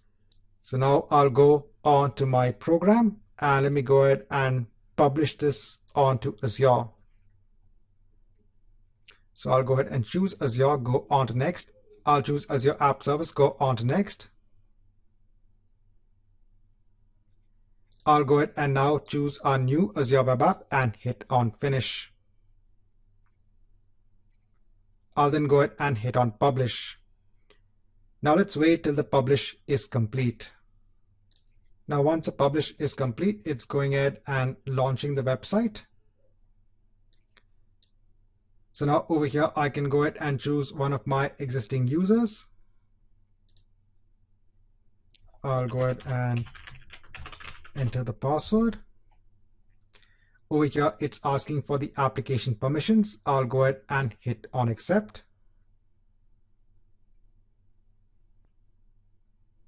And now you are logged into your application. So in your code, you don't have to add much scaffolding items to go ahead and now implement that sign in and sign out process. This is now implemented as part of Azure Web Apps. But over here, you'll notice we still don't have a sign out in place. Yes, we can sign in, but we don't have a sign out. So let's go ahead and implement the sign out process in the next chapter. Now in this chapter, I want to show you how you can implement the sign out for your application. So it's pretty simple because this is also available as part of Azure Web Apps. So I'll go on to my views. I'll go on to the shared folder. I'll go on to the layout page. And over here, let me go ahead and add another navigation item. So over here, the reference is onto the logout that is available as part of Azure Web Apps. I'm also going to go on to my application object. So this is important. So we have to go on to the authentication. Over here, let me go ahead and copy this and place it over here. And let me go ahead and put the URL as logout. And let me go ahead and hit on save. So once this is in place, I'll go on to my project. Let me go ahead and save everything. And let me go ahead and publish this onto Azure. So I'll go ahead and use the same publish profile and hit on publish. Now over here, my browser has automatically opened and we are directed back to the home page where we are already logged in. So remember earlier on, because we didn't implement the logout feature, we are already logged into our application and it has been stored as basically a token in our in-memory cache. Now let me go ahead and click on logout and see if it works. So I have the ability to go ahead and log out of my account. So now this feature is now part of your web application. Now, in this chapter, I just want to show you how you can access user claims when it comes to the Azure AD authentication that is being used as part of Azure Web Apps. So in the Microsoft documentation, the app service actually passes user claims using special headers. So over here, you can go ahead and use this header information to go ahead and get the principal name and the principal ID. So let's go ahead and quickly implement this in our application. So going on to our application, let me go on to my controllers. I'll go on to the home controller, and over here in the index method, I'll go ahead and get the context.request.headers, and over here I'll get the headers, convert them onto strings, and then add them onto the view bag. Then I'll go on to the home folder, I'll go on to the index page, and over here I'll just go ahead and display what is the principal name and the principal ID.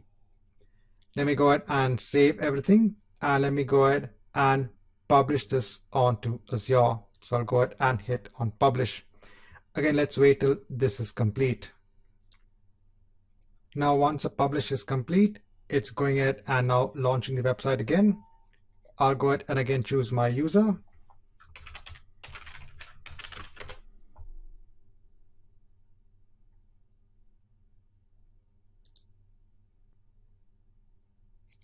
And now over here, you can see the principal name and the principal ID.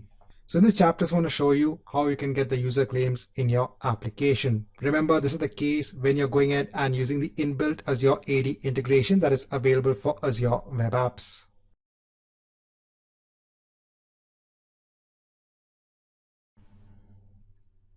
Hi and welcome back. Now in this chapter, we are going to see how do we use OAuth to go ahead and protect your web APIs.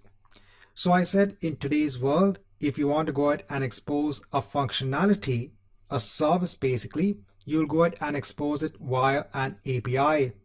Then you can go ahead and make your web applications consume that functionality via the web APIs. And I said these web APIs could be something that your company has developed, or it could be hosted externally. And again, these APIs need to have an access token in place. This access token will be passed by your web application, and using that access token, the API can go ahead and fulfill the request of the web application. So remember, over here, you have two entities. You have your web application and you have your APIs. Now, if I go ahead and scroll down, so what are we going to do in this particular lab? Well, I already have a .NET application which is built as a web API. And I go ahead and tell you how to build this application when we go ahead onto the section looking at the Azure API Management Service. But over here in Visual Studio, I'll have a .NET application in place that is going to go ahead and behave as a web API. It will actually go ahead and fetch information from a JSON-based file that will be available in an Azure storage account. Then we are going to go ahead and create in Azure AD an application object for the web API. We are also going to go ahead and create an application object for the Postman tool. So now in this case, our client is going to be the Postman tool that is going to go ahead and invoke this API. Please know that we'll go ahead and publish this API onto an Azure web app. So we'll have two application objects in place, one for the client application and one for our API. Then we have to go ahead and create something known as an app role in the application object for the web API. Here, when the client wants to go ahead and get an access token, it will actually go ahead and request access for that particular application role. Right, so let's go ahead and see how we can make this work. So now over here in Visual Studio, so I have a program in place. So I said when it comes to looking at the Azure API Management Service, I'll go ahead into more depth onto how I've gone ahead and developed this web API. For now, I just want to go ahead and let you know what this web API does. So this web API will actually go ahead onto a JSON file that will be available in a storage account. So if I go on to the class of the course service, over here, it will actually go onto a storage account and it will go ahead and get a blob known as courses.json. Now I have an Azure storage account in place. I've gone ahead and uploaded that courses.json file. So if I go on to it and if I go on to edit, so over here I have JSON information about different courses. I want to go ahead and expose getting this data as a web API. Now the first thing I'll do is I'll go on to my storage account. I'll go on to my access keys. I'll go ahead and show the keys. I'll go ahead and take the connection string. I'll go on to my program and I'll replace the connection string over here. So over here in this particular course service, I am basically getting a particular course. I have also a method for adding a course and I also have a method for getting all the courses, right? So this is a service I have in place and I'm going ahead and invoking this service via my controller, my course controller over here. Over here, I have a route of /API/course. Now let me go ahead and run this locally in Visual Studio to let you know what this service can actually do or what this web API can actually do. So I have to go ahead on to /API/course. And over here, I'm getting JSON data. So this is output. So over here now my API is returning a list of courses. Now I want to go ahead and protect this web API. So if someone goes ahead and calls this API, I want them to go ahead and authorize themselves to go ahead and use this API. So for that, I am going to go ahead and add the attribute of authorize over here. This will mean that someone needs to go ahead and authorize before using this particular API. Also, I've ensured for this particular project. So if I go on to the NuGet package manager and manage NuGet packages for this particular project, if I go on to installed, so over here, I've gone ahead and installed Microsoft.identity.web. And if I go on to my startup class, so over here now I am going ahead and adding the service of Microsoft Identity Web API authentication. Earlier on, we had gone ahead and added web app authentication. And over here again, we have the configuration. So if I go on to my app settings.json file, over here, we need to go ahead and now add the application object data for the API. Going back onto the startup class, if I go ahead and scroll down, over here I'm using authentication and authorization. Now let's go on to Azure. I'll go on to all resources and let me go ahead and add a new web app. I'll go ahead and choose web app. I'll choose a resource group. Over here, I'll go ahead and give a name for the web app. Right. Over here, I'll go ahead and choose the runtime stack. I'll go ahead and scroll down. I'll go on to next. I'll go on to next. So I'll disable monitoring. I'll go on to review and create. And let me go ahead and hit on create. Now while this is being done, just to ensure that you understand that you can also go ahead and now invoke this API once it's deployed onto the Azure web app, let's do one thing. Let's go back onto the course controller.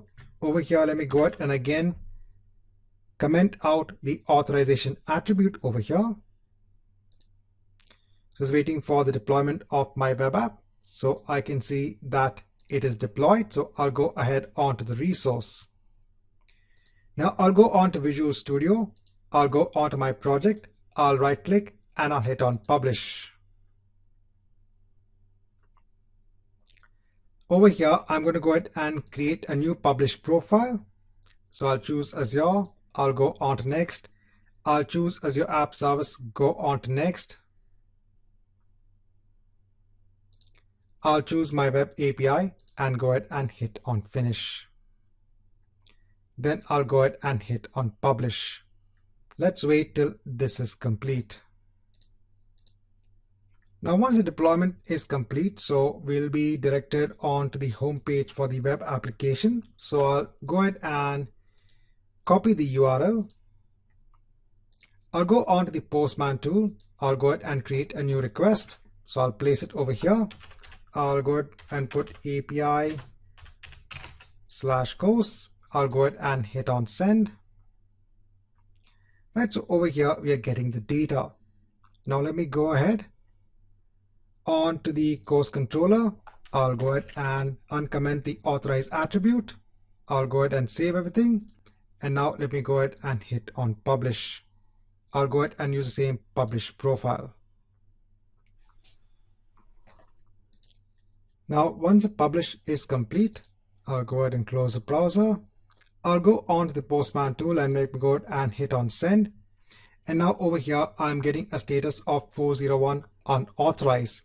And that's because now we need to go ahead and authorize ourselves to go ahead and use this web API. Right, so let's go ahead and mark an end on to this chapter. And let's go on to the next chapter to see how do we now securely access our API.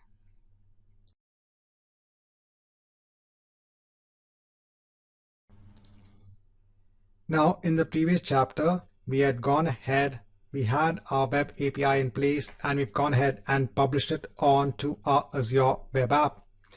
Now let's go ahead and create a new application registration in our default directory. This will be for the web API. So I'll go ahead and create a new registration. Over here, I'll go ahead and give a name. I'll go ahead and hit on register. Now the first thing I will do is I want to go ahead and ensure that in my Visual Studio program, if I go on to app settings.json, I need to go ahead and replace the client ID over here. So I'll go ahead and take the client ID. I'll go ahead and replace it over here. I'll save everything. And again, let me go ahead and publish my web app onto Azure. Right, so let this publish happen in the background. Now I'll go ahead and open up my default directory in a new tab. Now over here, I'll go on to app registrations. Now earlier on, we had gone ahead and created a Postman application. So we can go ahead and reuse this same one. So remember now we have one app registration for the Postman tool and one app registration for our web API. Now we have to ensure that our Postman application object has access onto the application object for our web API. So for that, what we have to do is that we have to go onto our web API. Over here, we have to go onto app roles, and over here, we have to go ahead and create an app role. So over here, we have to go ahead and give a display name and a value. So over here, I'll just go ahead and give a display name of read courses, and over here I'll go ahead and give a value of course.read. I'll give the same description over here, and I'll say this role is only meant for applications, and I'll go ahead and hit on apply. Now once this is done, now I'll go on to the Postman tool. Over here I'll go on to API permissions, and now over here I'll add a permission. Now I'll go on to my APIs.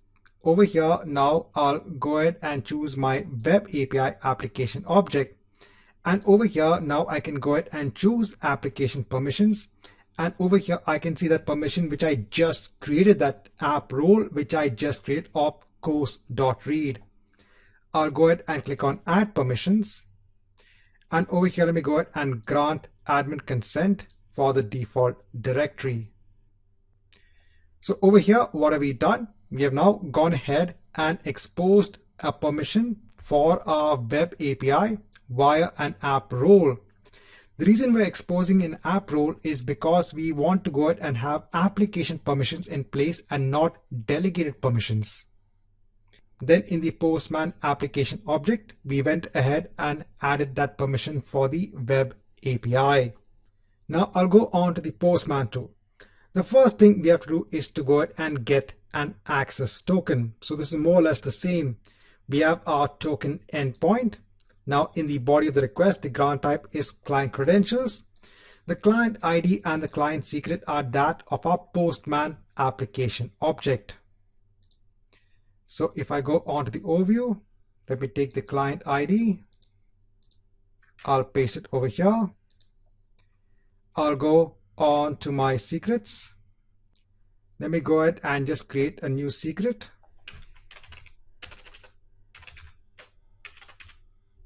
I'll go ahead and click on add. I'll copy it onto the clipboard. I'll paste it over here. Now over here, what is our resource? So now in order to get the resource, what we need to do is that we need to go ahead and click on expose an API. This is for our web API application object. And over here, we need to go ahead and add a scope. So let me go ahead and do that. Let me go ahead and add a scope. I'll go ahead and leave the application ID URI as it is, but I'm going to go ahead and copy this and I'll go ahead and place it in the Postman tool. So this is going to be our resource. So let me go back here, click on save and continue. Over here, you can go ahead and give a scope name. So I'll go ahead and give courses.read. I'll say admin and users can go ahead and consent. Over here, just give a simple display name and a description for both the user and the admin. And let me go ahead and add the scope. So we have the scope in place. Now let me go ahead and click on send. So right, I've got the bearer token in place. This time the resource is our web API. Now I'll go ahead and take this access token. I'll go on to our earlier tab, wherein we are going ahead and fetching the value of our course API from our Azure web app, wherein we were getting 401 unauthorized. I'll go on to headers. Over here, let me go ahead and add the authorization header. Let me go on to the value, do a bearer, the access token, and let me go ahead and hit on send. And now you can see we are getting the data as required. So now we are authorizing ourselves to go ahead and access the web API. Now in the last chapter, we had seen how we could go ahead and use an access token in a Postman tool to go ahead and access our own web API. We had gone ahead and published that web API onto an Azure web app. Now in this chapter, I'll show you how you can use another web application. This is again based in .NET Core. Over here, we're going to go ahead and publish this web application onto another Azure web app. And now this web application is going to go ahead and invoke our web API.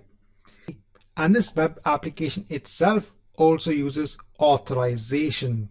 So over here, if I go on to my startup class, over here now I'm going ahead and defining a scope.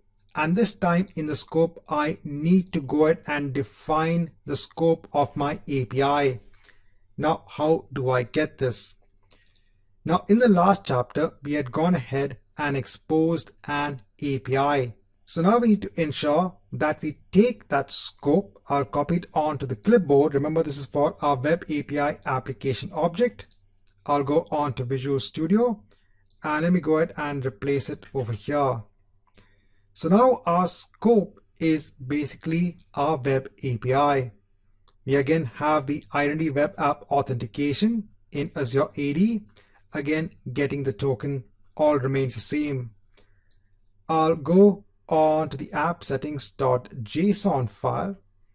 And over here, now I need to go ahead and ensure that I add the Azure AD details for my web application. So if I go on to my default directory, so earlier on, we had actually gone ahead and created an application registration for an OAuth based application. So we can go ahead and reuse this same application object in Azure AD. Let me go ahead and copy the application client ID. I'll go ahead and place it over here. Then I'll go ahead and also get a client secret. So I'll go on to certificates and secrets.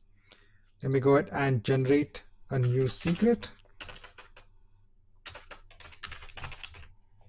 I'll go ahead and click on add. I'll go ahead and copy the secret onto the clipboard.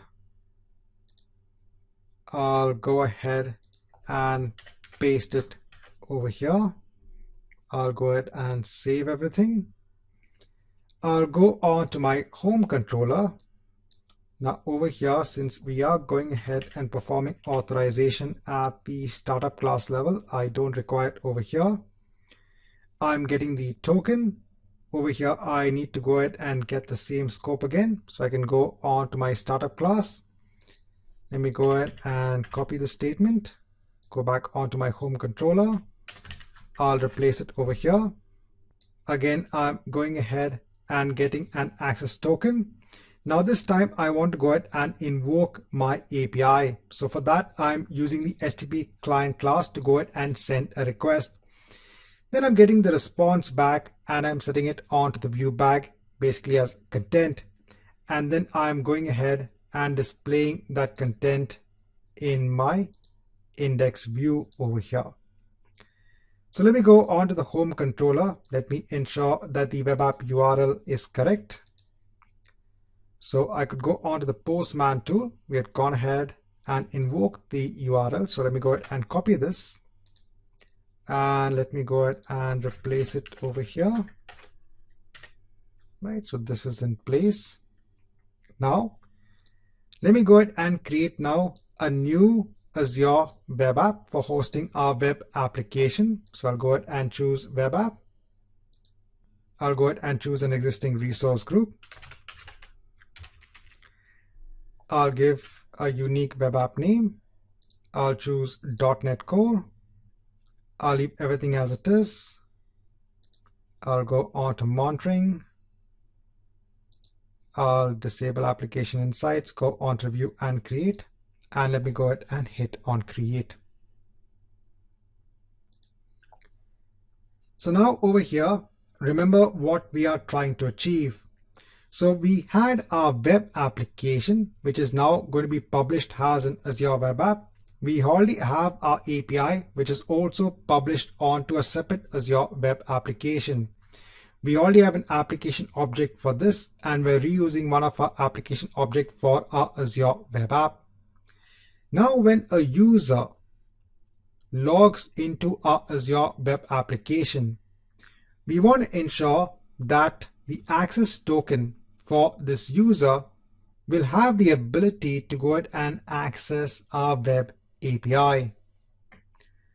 So let's go ahead and see how we can achieve this. So once we have our web app in place, I'll go on to Visual Studio. Let me go ahead and publish this project onto Azure. So I'll go ahead and hit on publish. I'll choose Azure in the profile, Azure App Service. I'll go ahead and choose our new web app, and I'll go ahead and hit on finish. And then let me go ahead and hit on publish. Now while this is being done, I'll go on to our OAuth app that we have defined as an application object. Over here now, let me go on to API permissions. Let me go ahead and just hide this, and let me go ahead and add a permission. So it's gone ahead and launched the website. Let me go ahead and close this. So I said, let me go ahead and add a permission. Over here, I'll go ahead and choose my API. I'll go ahead and choose the web API. And this time I'm going to go ahead and choose a delegated permission. So now we can see the delegated permission because we've gone ahead and created the scope. The application permissions is basically the app role. Over here, let me go ahead and choose the permission, and let me go ahead and click on add permissions. And over here, we can leave this as it is. Now let me go ahead and ensure to do one more thing. Let me go ahead and copy the URL for my web app onto the clipboard. I'll go onto my OAuth application. Over here, let me go on to authentication, and let me go ahead and basically change the redirect URI. This is for the sign in and also for the sign out as well. And let me go ahead and click on save. Once that is done, let me go on to the URL. I'll go on to a new browser. Let me go on to the URL. So I can go ahead and choose the same account. So over here, it's asking for the consent. I'll go ahead and hit on accept.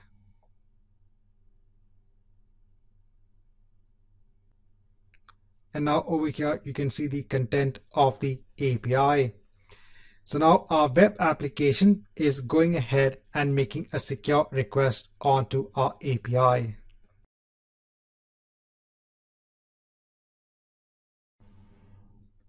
Hi and welcome back. Now in this chapter, I just want to quickly go through how you can call the Graph API from your .NET program. So if you go on to your startup class, so over here, I'm using Microsoft Identity Web App Authentication. Over here, again, I'm using the configuration for my app settings.json. And over here, I'm enabling token acquisition. Over here, I'm just using the permission of user.read. So the same default permission which comes for the Graph API for your Azure AD applications.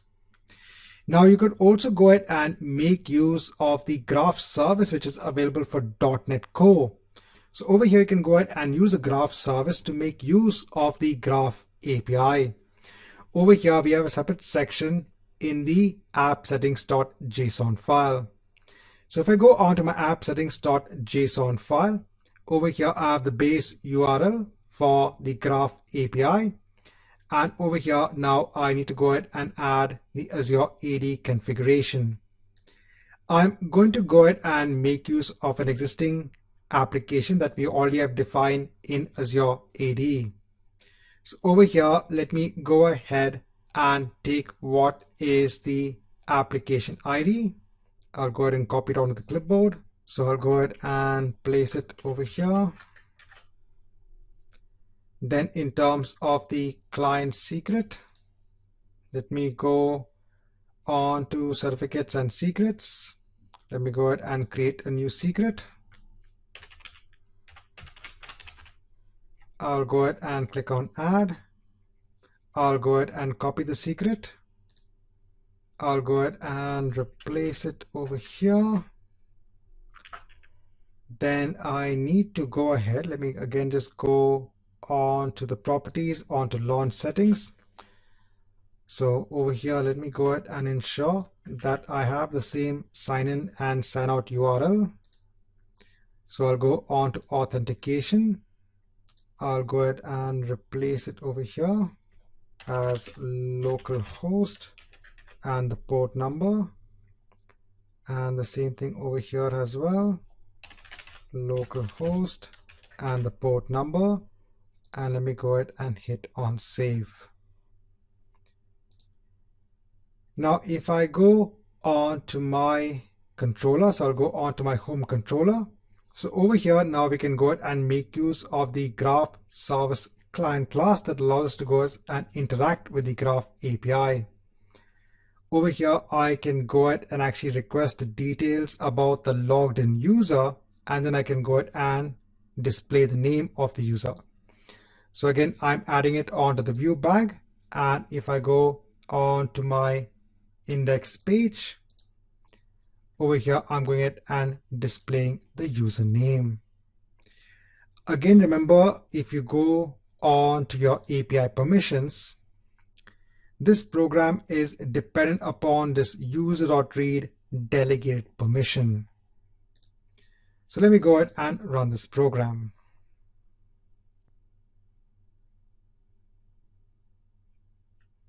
So let me go ahead and log in with the user ID.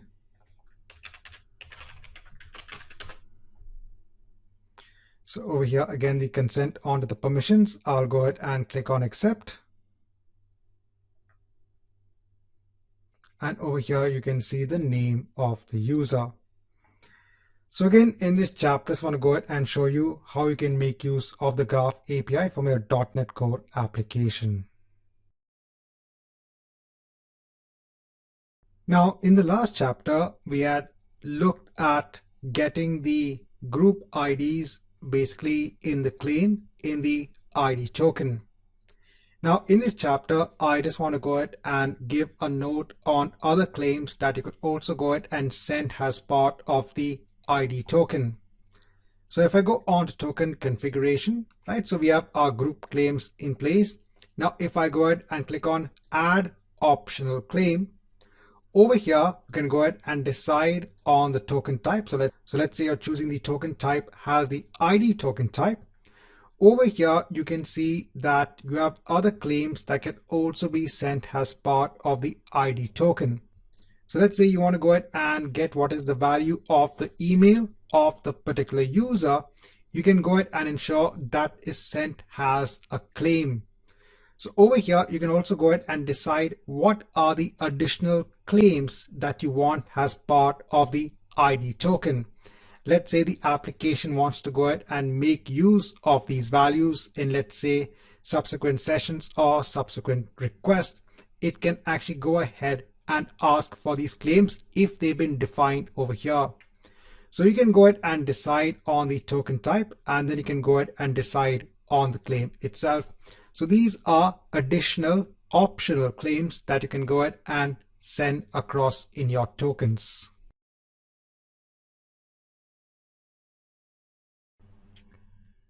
Now, in the earlier chapter, we had seen how we could get group claims. So if a user is part of an Azure AD group, you can go ahead and get the claim based on the ID. And then within your application, you can go ahead and decide what role in the application the user should go ahead and assume based on the group that they are part of. But when it comes to application objects in Azure AD, there are also app roles in place. So if you don't want to go ahead and look at group claims, you can actually go ahead and look at role claims. So you can actually go ahead and assign users on to different app roles that are part of your application object. So the difference over here is that, right, so you have Azure AD groups, which is normally used for the management of users. But if you want to go ahead and define the roles as part of your application object, you can go ahead and do that as well. So if I go on to Azure Active Directory, so I'll go on to app registrations. Over here, let me go on to any app registration. Over here, if I go ahead and scroll down, so we have app roles. So these app roles are also used when you want to go ahead and get access tokens from, let's say, a client tool like Postman. But you could also go ahead and have app roles for users as well.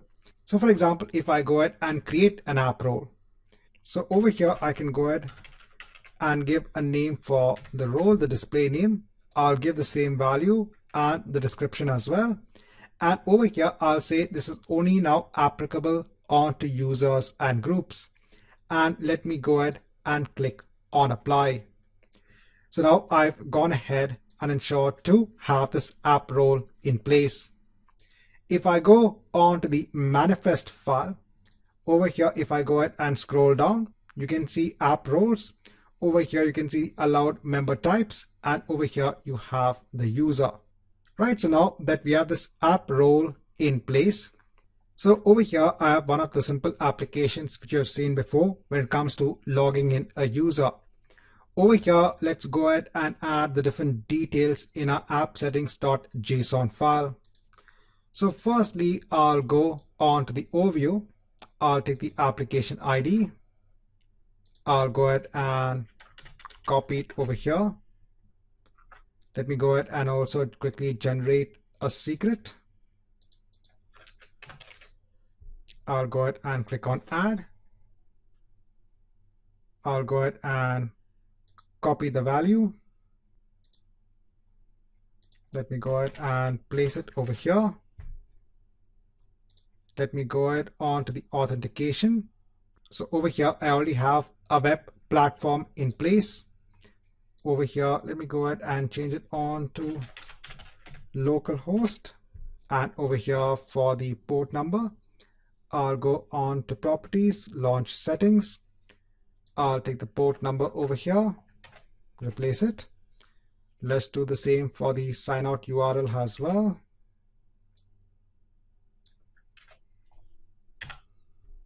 Right, and let me go ahead and hit on save. Right, so we have our application in place. We've gone ahead and added the app role onto the application. At this point in time, we've still not gone ahead and assigned that app role onto a user. This is something that we need to do. So remember, users can be part of an Azure AD group. Over here, we need to go ahead and assign the user onto that app role. So for that, we have to go back onto our Azure AD default directory. And over here, we have to go on to enterprise applications. Over here, you'll see all of the applications, your applications along with the Microsoft-based applications. Over here, I can go ahead and basically search for SQL app. That's our application object. And over here, you can go on to users and groups. And over here is where you can go ahead and assign users and groups. So over here, I can go ahead and select a user. So let's say demo user B. I can go ahead and choose the user, hit on select. Now, because I only have one role in place for this particular application, I can go ahead and select that role and hit on assign. So now I'm going ahead and specifically assigning a role on to this particular user via this application object. So let me go on to the user ID. Let me go ahead and copy this. And now let's go ahead and run the application and log in as that user. So I'll choose another account, go on to next.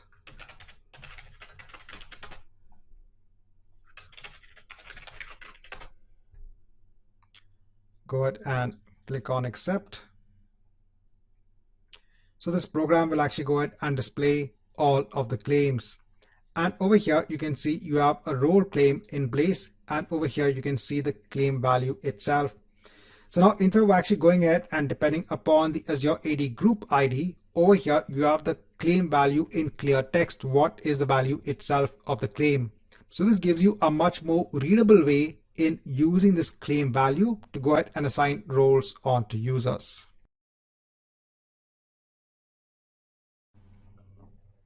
Now in this chapter, I just want to go through the concept of the implicit flow, which is available when it comes to OAuth.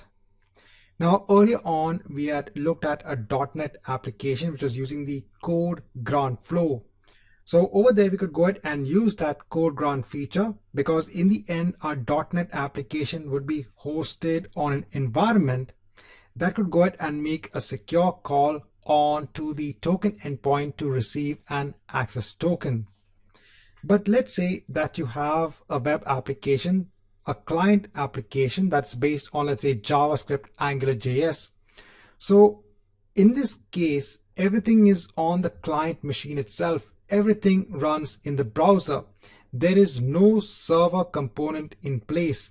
When it comes to .NET, right, when it comes to ASP.NET Core, so there are some aspects that get built by the server and then gets rendered onto the browser. But in this case, when it comes to JavaScript, when it comes to AngularJS, there is no such concept of the server. Everything runs in the browser itself. So there is no server that can actually go ahead and exchange the code for an access token when it comes to OAuth. So in that case, then you can go ahead and use the implicit flow, wherein you directly go ahead and get the access token, and that access token comes via the browser. Now, this is not a secure practice. So even though this is available, this is still not a secure practice because the access token comes via the browser. In the case of a .NET Core application, the server is the one that is actually going ahead and getting the access token. But over here, everything is happening in the browser. But this is an option that is still available. Right, so in this chapter, just want to let you know about the concept of implicit flow. So I say from the perspective of the exam, OAuth when it comes to the code grant is much more important.